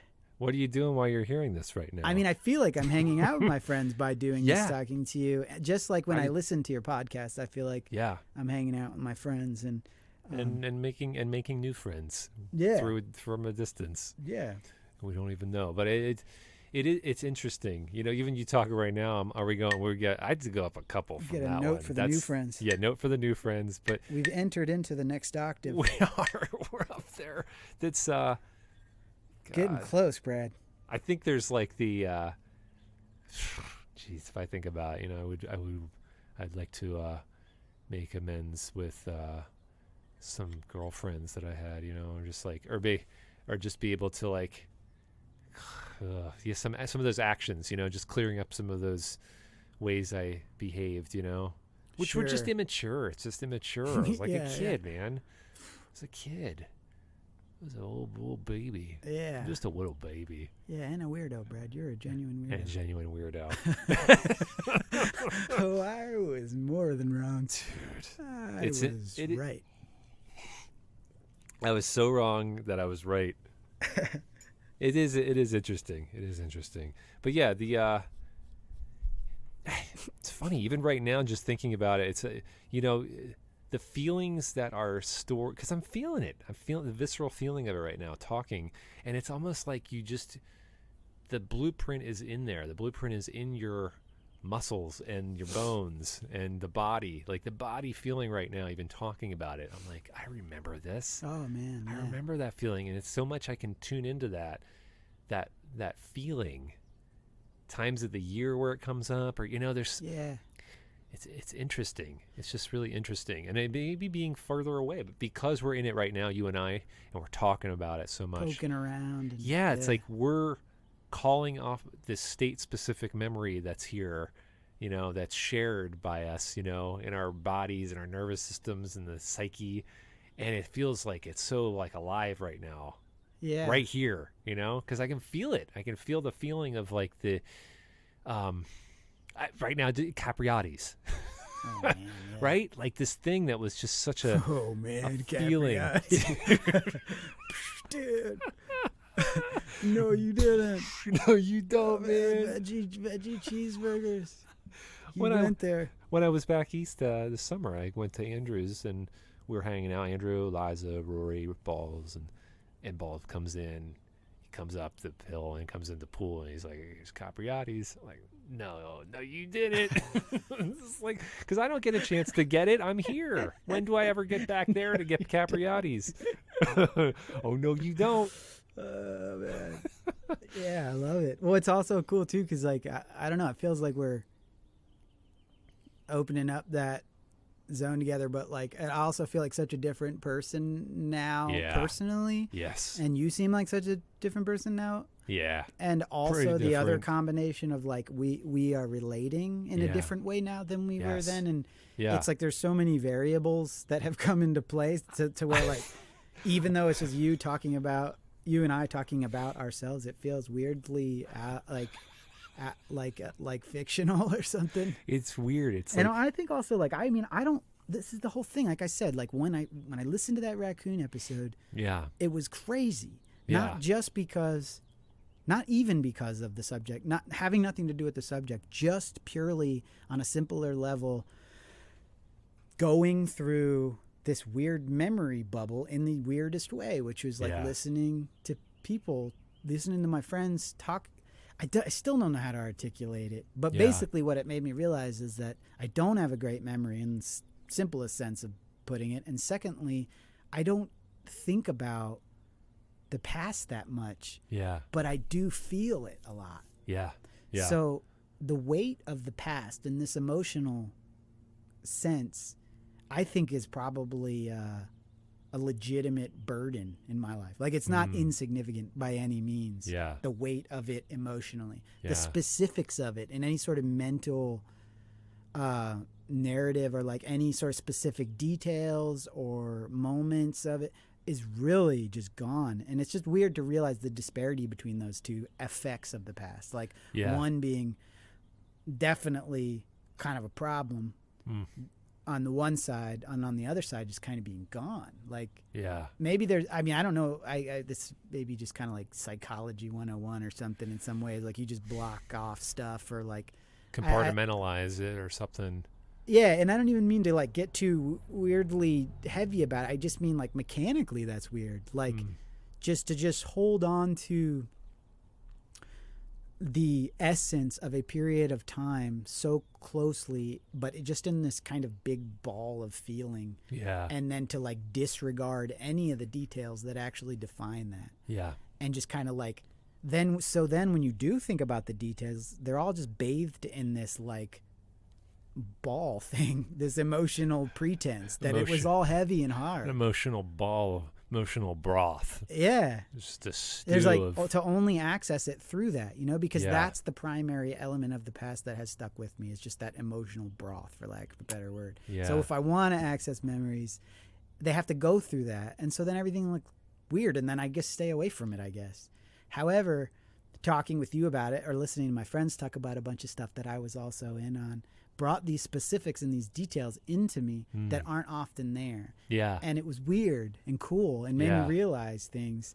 And that I'm still like trying to learn how to articulate that even for myself. But, Yeah. you know, this podcast, you know, and Yeah. that, like has kind of shaken that out a little bit. It's like it's like therapy a little. Yeah, I it's like guess some so. therapy of just Yeah. like purging, urge Splurge urging to splurge purge. urging purge. The urge to purge, splurge. Splur urge. Splurge. Splurge is the word, man. The urge is the purge. We could call this going number 4. It's what number 4 out my crown chakra.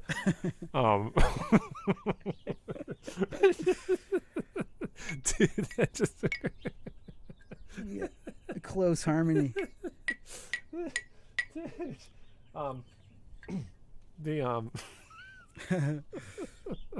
it is a good one though. I think it's good to like freeing to be able to go into those areas and terrains, strange terrain. Yeah. It's strange terrain. Literally. I was surprised to hear that those guys talking about that was really interesting to me, because in my mind I remember at the time thinking, okay, this is good. Like that first Raccoon album was just us like banging on Yamaha drums in some guy's basement, and like it was awful, like ADAT, and we're screaming, and it just a terrible sounding music to me. The experience of being in the band was fun. I don't want to sound like I'm sweeping all that, you know, but this is what I was saying too about the whole like Dr. Dog simultaneous with Raccoon thing. It's like when we did Strange Terrain, it felt more like what Dr. Dog was like, where we would make these crappy sounding recordings, but it was just weird how Raccoon sort of like in an unconscious way or in an undecided way operated outside of that, where it was like if we were going to record, we were going to go, we can go to the studio at night, or I know this guy, and it's like it's weird how that happened when meanwhile a huge part of reality, like the entirety of reality really, was like based on home recording and making stuff in that way. And that aspect of life was cut off from Raccoon, except when Strange Terrain was made. It was sort of like they bled together a little bit. And I remember at the time thinking, I'm into this. But it's funny to realize that the way that like what those guys said, that album was like this big misstep, because it kind of was in a way. In the sense of where that band was at that time, and the songs we had, and what we were doing, going on tour, and scrapping together. I mean, but you know, years later, that's exactly what Dr. Dog did. We scrapped together random crap like that, and it was toothbrush, and we got on tour, and like. You know, my point is that like Strange Terrain, while it was like, is interesting to hear about from a different lens. Because to me, at that time, that was the thing within Raccoon that felt the most like my universes were combining in a good way. But you know, it's not like I'm trying to suggest that at that time I was really reluctant to the way I wasn't at all. Again, all this stuff is just kind of happening, and you look at it with hindsight. But I specifically do remember thinking, cool, Strange Terrains, I'm into this, you know? But I haven't listened to it in so long. But I'm sure I like it more than that first album. Like listening to that. I mean, those recordings are just like That's rough, man. We didn't know any better. I mean, we didn't know stuff. I feel mean, like you can appreciate the madness of it, like like the way those guys were talking about the band. I totally can, and like, and listening to them really helped me kind of get more perspective on it for sure. Like I said, especially with Toby and his vibe at that time, and like the music he was writing, and just how kind of like illogical but unique it was. Yeah. And I know in part that band was sort of like, we kind of knew we were that, but not very specifically. I think it was mostly just that's like, Toby wasn't sitting down like going, oh, how can I like he was just being himself, and like we kind of called it something all these years later. But I really think like his weird instincts in music like kind of defined that thing for us all, and it made it a very forgiving landscape for all of us to just sort of hack our way through with like barely any understanding of what we were doing, and just a lot of like love for doing it, and love for each other and stuff. And but yeah, I don't know where we kind of went to from that, what we were talking about. It doesn't even matter. Yeah. It doesn't matter how we got there. How we're here, which is great. What a relief. Oh, man. It's a relief to not have to get somewhere, and like there's so much in life where it is like, oh, I got to get to this, and anyway, it's nice to have this unstructured in that way, and like I'm still learning that, That's what practice. Are some other cool things you remember from back then? I remember like loving giving people haircuts. Yeah, you were a good hair cutter. Those are happy memories, like giving Doug haircuts. Yes. Especially Doug, because he developed this whole thing with it where it was like conceptual. Every haircut had a concept. So he'd come to me like an album cover or something, or like, a mood. Yeah. Like a beachy mood or something, some abstract kind of directive. And we'd hone it in, with some basic choppy haircut. But he was awesome with the vibes on that. Like his Nick Drake haircut phase was pretty sweet. His high top, like the high top phase. The high top. He's still kind of rocking that high top phase. Yeah, big heat. It's like, I mean, that's the high top. That's when high top phase came in, right? Yeah, I think it was around the same time. Yeah. That's. I mean that. That was all. I've got really good memories of all that. I mean, all those times. Do you remember Hunter chewing on that book? Well, yeah, we didn't talk about that. That was the time. That was a moment where something clicked big time, where it was just like this. So when you were talking about the first time you got stoned, I thought you were going to say that was it. No, I don't think I was stoned at that point yet. I don't think I had yet, but I was in that vibe because you lost it. I lost it, man. Hunter was chewing, and you say. That's how it was. You said this. Oh, he's nibbling that's on how the corner of a paperback nibbling the corner of a paperback book on the floor, and you said that's how he's reading it.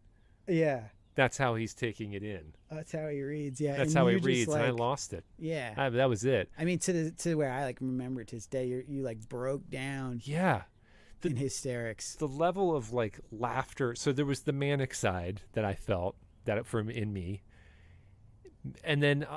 When it was just like pure laughing, the funniest stuff. Yeah, it's kind of self-perpetuating. Yeah, it was just like it would just go, and so that kind of stuff for me was like the best of the best. There's just nothing better than getting into the funniest realms where something like that comes out, and it's just like, what a great vibe. Oh man, it's a high of just like the laughter. And the silliness. What's funny about this is like. Toby and Doug and I remember, these guys will remember this, like we had a follow-up to the Swamp Brewing, and we had even started it. We had started to do some songs, but it was like our sort of like it was like we had that experience, which was so cool.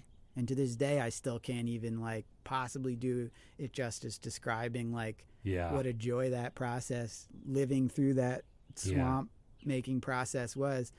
And fresh off the heels of that, we were just ready to open our next movie life that we were about to live. Yeah. And it was based on laughter, I remember. And it was based on like a magician. I remember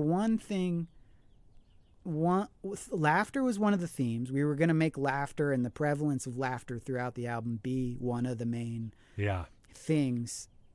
in part because every time we were rolling tape, we were cracking up. I mean, we were Right. just always winging it, Yeah. stoned with the mic on. Yeah. Like, so there was just a lot of laughter winding up in everything that we recorded. Yeah. But in this in this instance, we figured out a way to like make that purposeful and have that become like one of the thematic characters in this new story we were going to be telling. And the story was like about this magician who that we were, getting ready. He was our new like protagonist, our new Yes. phrases, and he was this guy who was a street magician. This janky street magician that most people walk right by or like walk their kids around or something. Like he didn't look good. He looked like a bum. Yeah. He was a mess and he was performing tricks on the street corner. But the reality of this guy was that like he was like basically like the master of the universe. Like for one, like the tricks he was doing on the street were actual magic. He was actually performing magic, Yeah. not tricks. Yeah. And when he would go home at night into like his like hovel where he lived in some alley or something, he was like messing with the fates of the universe and directing the cosmos in all of these huge and heavy ways and stuff. Oh, And yes. I remember Doug being like laughing, being like, "Let's keep the laughter, man," because we'd be like laughing during a take, and then Doug would be like, "We gotta keep this, man. We gotta keep the laughter." And there was just like, that like you're talking about that deep joy coming out of it, and we were Yeah. trying to like get into that, like the Yeah. harness that power, like whatever that weird self-perpetuating power of like laughter and Yeah. like what caused you to go into hysterics about Hunter chewing on a book, where it really becomes about you laughing that pushes it forward, and there is just so much cool power in that. And Yeah. I remember I vaguely remember we had started some songs and stuff, and it was beginning, but I don't know what cut it short. I mean, I guess like Toby ended up moving to York because we were this was all going on when we were like just got to Philly, and we were living in our first apartment there that Andrew had gotten In the art museum. in up the art there. museum. Oh, that neighborhood. was then. Up me there. and Toby and Andrew, and then eventually Damien, Yes. and then Sharon was staying there a ton Yeah. until that just eventually turned into like me and Sharon moving out To the West Philly. into To West Marty Philly and I. with Marty With and Mar- you. Yes. Yeah. Wow, at Well, first. Yeah, because you took over. That was always a little tricky. I left, but then Marty You were still, living in that apartment? I was there with Marty. Marty had got there. Then I was there. And then I went to pig iron stuff. And then Marty was still there. But then Marty gave it over We lived to with Marty for a little while. Yeah. And then he left. And then Justin moved in. Yeah. And And Andrew Andrew. too. But I don't know if Justin was before Andrew or if... I think Justin was before Andrew. I think... Okay. Yeah. Because the whole Justin and Sharon... I remember that got rough. Like, there was a lot of, like, just bad roommate vibes of that. Yeah. And then he ended up leaving. And then Andrew moved in. That was obviously way better. Yeah. And then... Yeah. But then also Toby, by that point, had started his apprenticeship in York with Mark Bluett doing Right. the luthier Yes. apprenticeship. And he would pay $50, I think it was, to have our closet. We had like a big The walk-in closet, and me which and Sharon's I remember coming and staying in when I would had a come big back. enough for a but bed in it. It was huge. Yeah, I mean, it was about the size of a twin bed, and then it Yeah. had like Yeah. a little place you could stand in front of the bed. Right. But then it had a little big closet in it. So if you had that, it had a bed, a little zone, like a little 2 foot by 2 foot zone you could stand, and then a little closet.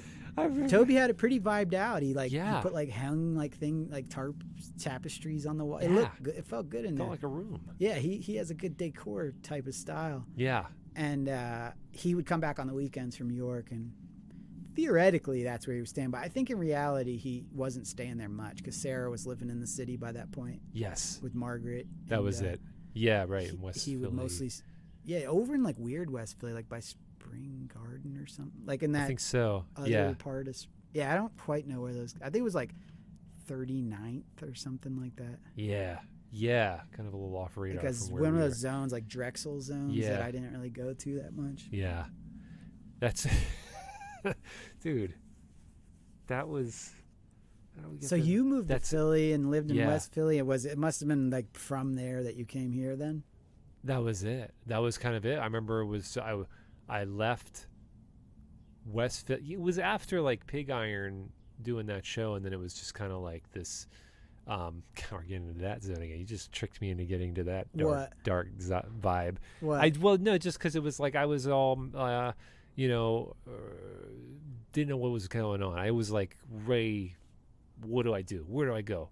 Yeah. What do I do? What do I do? And then it was Bouncing off the walls. bouncing off the walls, and then I left, came out to visit in like 2003 summer. I was like, okay, I got to come out here. So that was it. It was just like, I got to get out of the city. And that was, so it was kind of like West Philly, Pig Iron. I was remember in Princeton, and then I was just kind of like bouncing around a little Yeah, right. after. You were in West Philly for a while 'cause you did the Hollow Earth thing. Yeah. That was different. Hollow Earth was a few years later. Oh, you came back for When that? I came back, and I remember you Oh. guys were on tour, and I stayed at your place. Yeah. Sharon and I basically were there. In 'cause- Larchwood. Yeah, that was Yeah. it. And I was there kind of for the Queen show with Pig Iron, and then the Hollow Oh, Earth. and Queen that. show too. That's right. That was Yeah. great. It was fun. Mission to Mercury. Yeah, Mission to Mercury. That's so Dude. good. Every Pig Iron show was so good. Well, you were in the James Joyce one. Yeah, Dang, I forgot how much Pig Iron stuff you did. I know. The James Joyce was amazing. Man, that was really that was fun. like the first piece of theater I ever saw. I'd never Wow. really been to a play before that, and it Jesus. just melted my brain. That And was then- so good. Then go to Pig Iron for it. It's like, whoa, these guys, yeah. I mean, it's crazy. Yeah, So I forgot you had done so much of that. yeah, Yeah, you were in the city for a while, man, because you was. were like going to a scene every day for treats. That was the thing. Like, I miss that so much. yeah. I miss the scene so much. Yeah, a scene was like yeah, that was cool. I miss the scene. It's totally different now, so it's a little bit of a sad state. Sorry, sack of lunch. But yeah, the coming. Gosh, yeah, then the time. Hey, I was just trying to get to like what point. I was trying to remember like at what point you came here, because I mean I do other things I remember. I remember when you were living with Kate Mazza. And Yeah. for a while, we had our 388 over there, and I'd go over to your house and recorded a bunch of stuff there. That's and right. recorded you there. Yeah, we did like I have a live cassette of Traffic Jam. Yeah, did And some a few cool of us. stuff. It's great. It was really good. Did 'Cause You're Mine, Yeah, man, dude, 'cause you're mine. and I remember recording that Dr. Dog song there. Me and My Girl. Oh man. I remember going down in that I was basement because you had a there. drum Wow. kit down there. Yes. We were like practicing down there. That's another funny thing where it's like, how did we fit into all these places? Like, you just did it, you know? Like, we were in a room, but that was a practice room and a bedroom, and you just Yeah. fit it in, you know? Yeah. Just because it was a necessity of Oh, space. God. I mean, space. Yeah, you think back on the spaces we were playing and working in, It's like at that point in ridiculous. time. Yeah. Yeah, I mean that actually gets bona fide, like kind of crazy to think about. But yeah, doing the that's when you did that. I forgot you did some dog stuff there. Yeah, That I'd cooked up a few like recordings on there that ended up on like Passed Away or something, but Yeah. Toothbrush or something. Like, yeah, I mean all that early stuff was just kind of cobbled together from the various locations of the 388 for a span of 5 years, wherever it wound up. I remember how exciting it was when the 388 came, and Yeah, man. seeing it, and like, because it was I never had seen anything like that. It was just like, I can't remember like how Toby and I got that. yeah, We just pooled our money and got that thing. It was $900. It was Yeah. like 1998 or 99 or maybe yeah. around then. And I think we got it off eBay because it showed up in the mail. I think it was the first, like a first But I had eBay not even purchase. understood how to order anything off eBay till like a year ago. Right. So how the hell? And I don't ever remember being on the internet Yeah. in Yeah, college. I mean, it was hard to get on the internet and how to do stuff. I don't know who made that happen or how that happened. Like, I don't Yeah. know. I got to ask Toby, like, how Yeah. we stumbled into that method for acquiring that machine and how we even knew about that machine. Yeah. The 388 has become such a staple and such a character in my life, obviously. Yeah. But when I think back to how we got our first one, I don't understand a thing about how I don't understand how we got it on any level. That's a mystery. I do remember it showing up in a giant box though. I remember the unpacking. Ripping it open and just wondering how it worked and if it worked, and Yeah. it worked. It's a whole nother level. That thing didn't go off or Oh man. yeah. Oh man. Yeah, that was awesome because that one got kind of driven into the ground. We Yeah. didn't know anything about like maintaining it or cleaning it, and the tapes we were using were like, Old, worn 60 out. years old Yes. tapes with like Yeah. waltzes on them and stuff. I remember that. Yeah. And we and then it just died. And Yeah. then I went and found out about this guy selling one in New Jersey. This was years later because this was at Meth Beach. By this time we had the studio, our first studio. Yeah. So like must have been at least like 2006 or 7 by this point. And there was this guy. I was coming back from Connecticut and driving from Connecticut to Philly, and I knew I had found out this guy was selling one in New Jersey, and I went to his house, and it wound up being one of those awesome random things. Like he was just this random guy in New Jersey, and but you go down in his basement, and he had like a little light show and a mini stage where he and his friends jam. Oh man. And he had worked for TIAC. Oh. And also he had these credits where he had like played horns with like Harry Belafonte or something. And so he had like headshots and glossies on the wall. It was such a Jersey thing, Yeah. you know? Yeah. So yes. And Yeah. and he was awesome. And not only that, he had this pristine 388 and he worked for TIAC Oh, before he retired. So jeez. I told him that like I had had a 388 for years and that it had died and I didn't know how to go about dealing with fixing it or anything, and so I just want to get a new one. And he's like, well, here's the deal. I'm going to give you a 2-for-1 on this package because I'm going to sell you mine, which is great, but I'm also going to send you home with the knowledge on how to fix yours.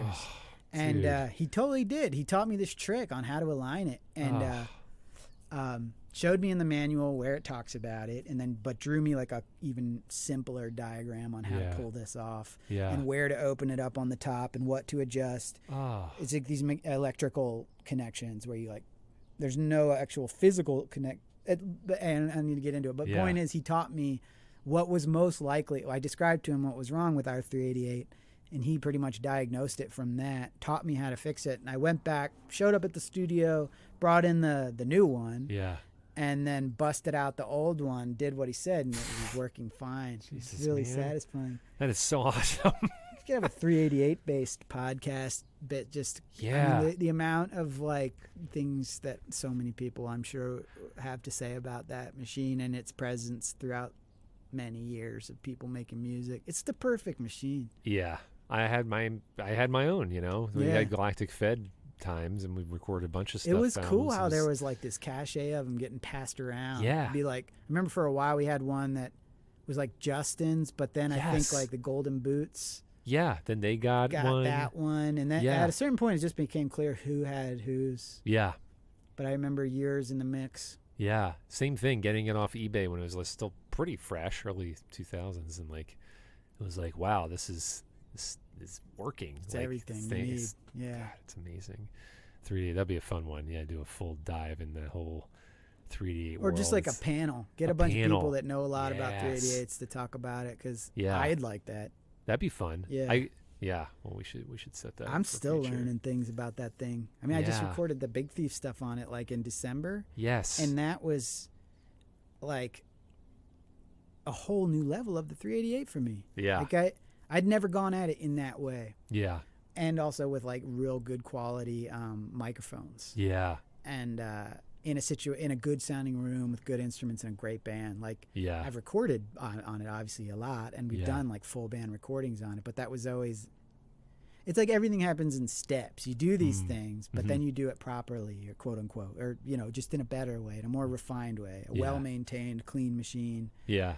with like good microphones. Yeah. And a better sense of like tones, with a really good band that has a good sense of all that stuff too. So it was like Yeah. definitely the most refined context of recording on that machine that I've ever had after all these years, and like hours and hours logged on that machine. I Like know, so a many lot. recordings on that thing. Yeah.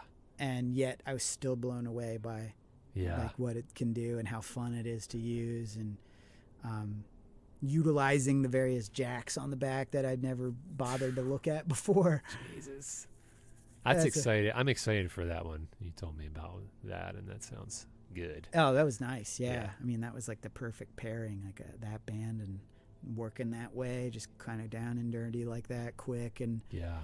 I think that band like really thrives in that type of way. Like, can we get this first take, Yeah. I mean, there's such a feel with their way they play, and Yeah. I think from seeing that, like I can tell they really love to capture things at the freshest possible point, warts and all. Yeah. And so I think that machine, like in like that kind of environment, was well suited. It's exciting. And the fact that it could sound that good, I really Yeah. thought it just would sound okay. You know? Yeah. And I'm not trying to say it sounds like some like incredible thing. It just sounds like Sounds totally really good. really Yeah, it's good. not like at all really compromised to my ear. I mean, Yeah. about half the songs, like the kick drum mic died. I didn't know until after. Oh. So it like maybe some of them lack a little oomph. But on the whole, I mean, like it's like the kind of situation where it doesn't really matter. Yeah. Yeah. That's what I tell myself. It doesn't really Everybody's matter. cool with it. Yeah, you're all No fine kick with drum on the that. album, you know, who needs a You're kick gonna be drum? fine with that, right? Yeah, You're just gonna. no, we can hear it. It's old school, like no kick drums, man. Yeah, it's just what they want. We made it all the way. Well, dude, cognizant of time here, I want to just just give us some I did just rake through all the notes. You did. too, I was like, didn't you we? just went up. We're I think done. that We did about it. says it. Yeah, we and did get there. Yeah, and we can do it. We could do it again. You know, that's the beauty. We could just do more. Dude, we do this every day, do this man. every single day. Man. A 24/7 podcasting, man. live stream, talking constantly. I have had these some of these questions I had at the end of some of the shows.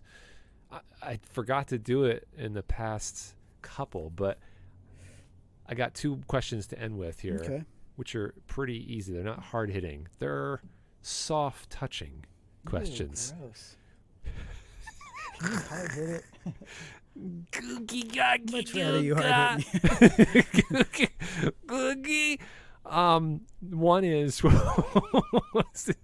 I'm bringing up the old maniacal side. Yeah.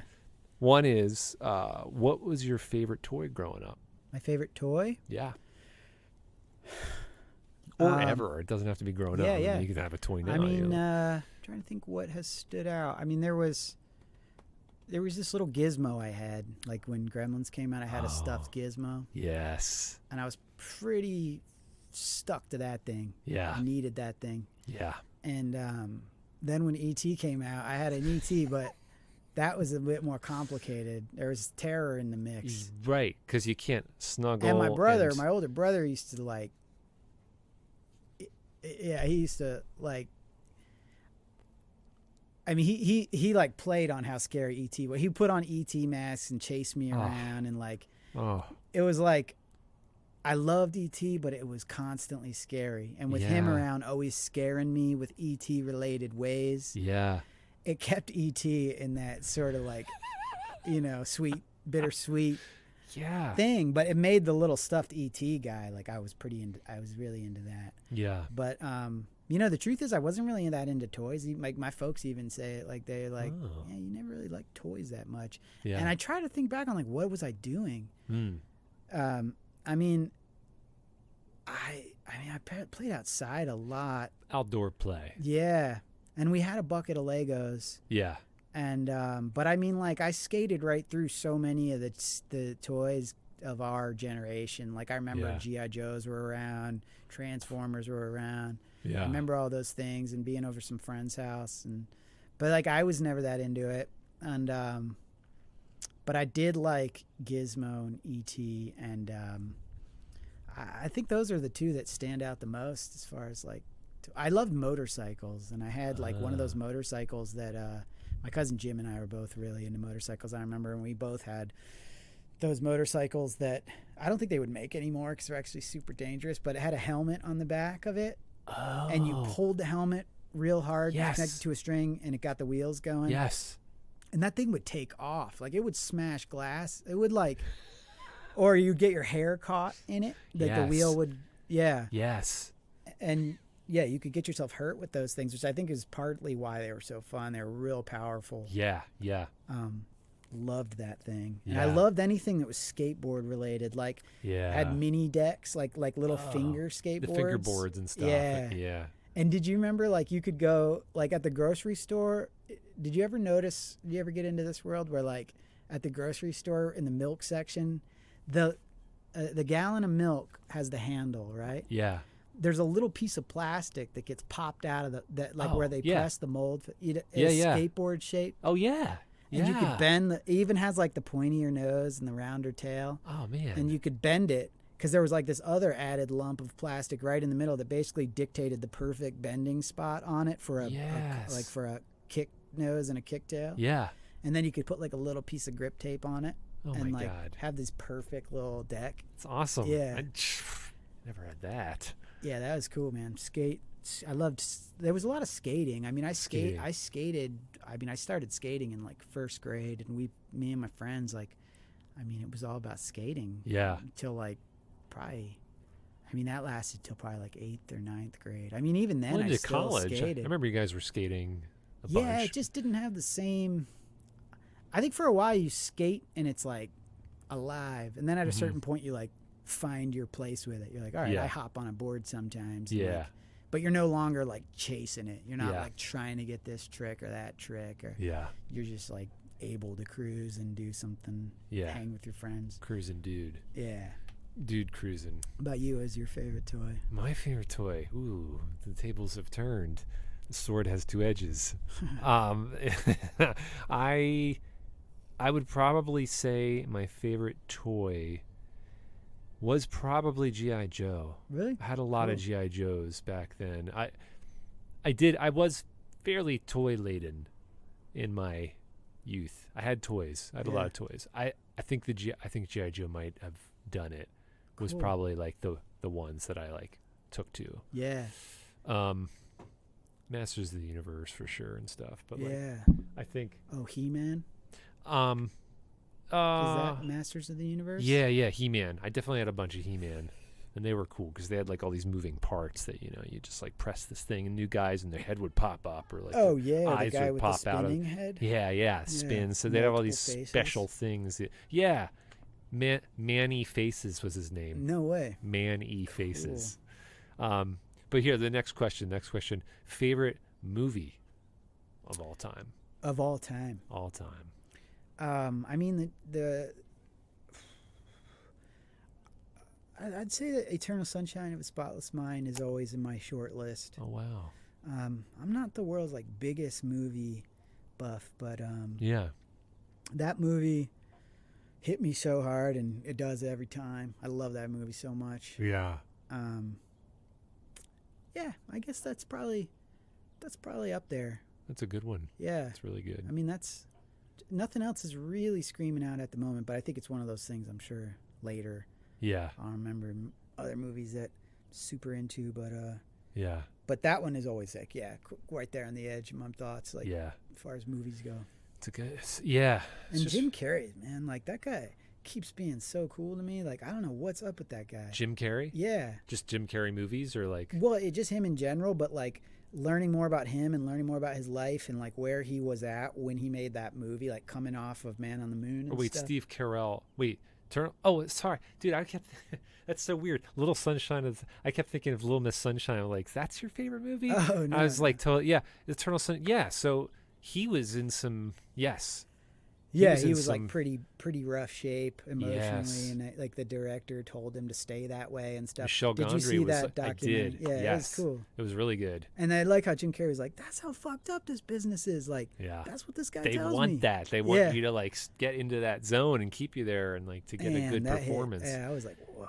That's a pretty fantastic movie. You know, his I mean, Michel Gondry's, all his stuff is great, and like that Yeah. is just, that one's a heavy. Well, I duty. mean, man, like I say what I say about it in part, yes, because I sat there and enjoyed watching it and have many other times. Yeah. But the one thing that I will say about that movie that I can't say about any other movie is that I literally felt weird when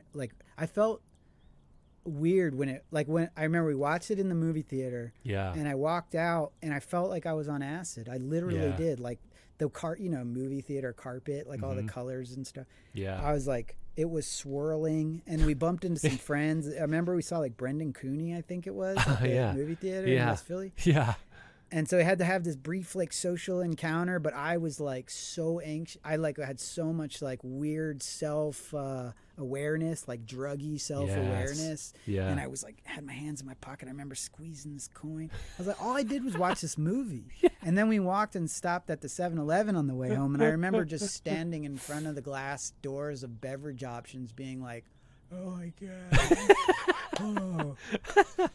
And just, I think it was like something where like that movie like held my focus in one particular way for so long. Yeah. And that the place that it holds you is not reality. It's like in this like abstract landscape that's rooted in like memory and emotion. Yeah. The places he enters, like the landscape, the setting of the movie spends so much time in the abstract, emotional, poetic representation of his life and his past and his emotions and stuff, I guess. And so being put in that zone and being held there made coming back to reality like require a certain transition back. Yeah. And I've never felt like that before from a movie, but it has made me realize that I love movies like that like create a landscape out of a mental or emotional state. It's like a thing I've come to look for in movies now. It's like I saw a movie recently that did that. I forget which one, but anyway, that's one of the reasons why that movie stands out, is because its physical effect on me. It's palpable. I know the same feeling. It made you feel like you're on a drug trip. Yeah. And it really got you there. It did, man. No joke. Yeah. Yeah. And even talking about what we're talking about earlier, the heaviness of like memories and this stuff. It's like, it's there. It's like this deep stuff. Yeah. I love it, man. I love that. Dude, so good to talk. Also, is there anything specific you want to plug? I mean, I want to just, obviously, like check out all Dr. Dog music. Man, Dr. Dog. All Dr. Dog, and right now, press all on our friends. All our friends. Check out all our friends. Yeah. Check out all the friends of the friends, and do that. Maybe you can maintain like a list of relevant links for people to check out in your podcast bio or whatever. The way people do that, you can show people like that's what I'm doing, and just like other things we talk about. You can sort of direct people. That's a good idea. Because I have some links. Obviously, I'm going to Press On Records.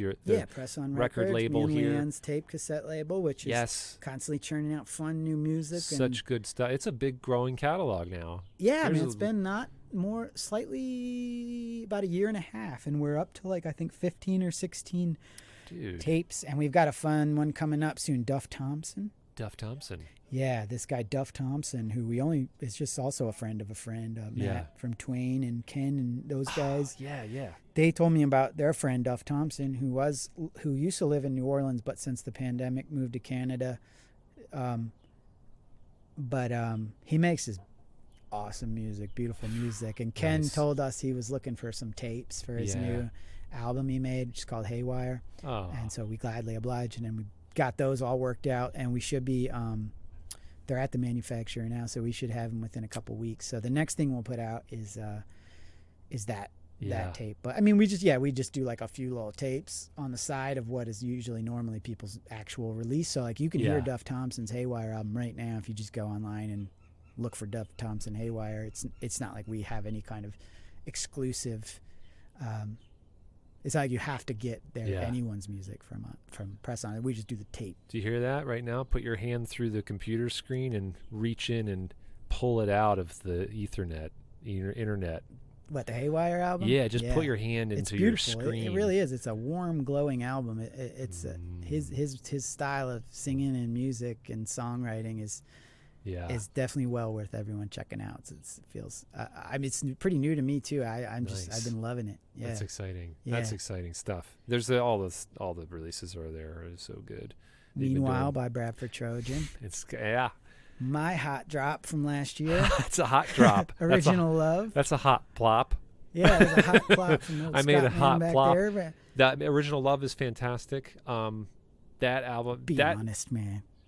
Well, it is fantastic. I think it's funny because I've heard every version of that album. Yeah, you're cursed with knowing too much. I've got to hear every incarnation, which is really I made that album 5 times. Let's be square. Let's be honest. I did. I made that album so many times. We can have another podcast where I talk about the Original Love episode of my life. I'd be happy to talk about it. I don't mean to paint it as a big bird. It was a lot of work, weirdly. Yeah. But I love it. I love that music so much. It's awesome, and I've been enjoying going through that process, hearing it all, like how it's been birthed and rebirthed and reincarnated, and yeah, I think maybe in the end I realized I just didn't want it to end. Yeah, but I had to call it at some point. Yeah, that's okay. It's sort of random where it landed in the grand scheme of things, given the various other attempts at it. But yeah. So check it all out. Check it out. Yeah. Dude, great times, man. Good times, too, great Brad. oldies. See you around the neighborhood. All right, brother. Oh, man, that was great. That was a long one. I told you. Don't tell me that I didn't warn you. We were going to go for it. Scott and I talked for a long time. It was funny because when we stopped, we were like, felt like it just started. I felt like we're just getting going. So we'll have to do more. We will have to do more. And you know what? I'm not going to do any more part 1 and part 2, splitting episodes. I tested that out. I think it's just keep it all in one lump sum.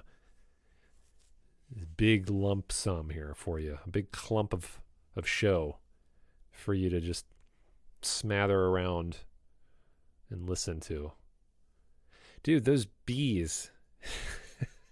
They were literally, I don't know what was going on there. They were all, we were outside, okay, and there's flowers and stuff, so that's good. They're pollinating and everything, but there was, they were right coming at both sides of my headphones, so they were just all over the place. They were on me. I really need to get an EpiPen for these episodes. Oh, it's the only important thing is me getting a laugh out of it. That's what's important here. If I get a chuckle, that's it. Gosh, what a good time. There's, things that I forgot about that Scott was bringing up, and it's really the palpable feeling of when we're tripping down memory lane, when you do that. It's like, and specifically with this here, it's like it was such a visceral feeling, like I felt like I was right there, in the pirate house and with our buds at that time period. Very, very strong feeling, strong vibe going. That was so much fun. Can't wait to do it again. And like I said, this is a long one, so you're in it now. You've come this far. Make sure to check out all of Scott's music. Links will be in the show notes. Just go for it. All the Dr. Dog catalog and his solo work. You can hear the album we did together. Meanwhile, came out this past year, and just a super, super great guy and talented, and all our buddies who are listening. Just I'm just so happy to know you all, and all our friends listening, and to all your friends and friends and friends. May you all be well. I'll see you on the flip flop. May all your wishes come true.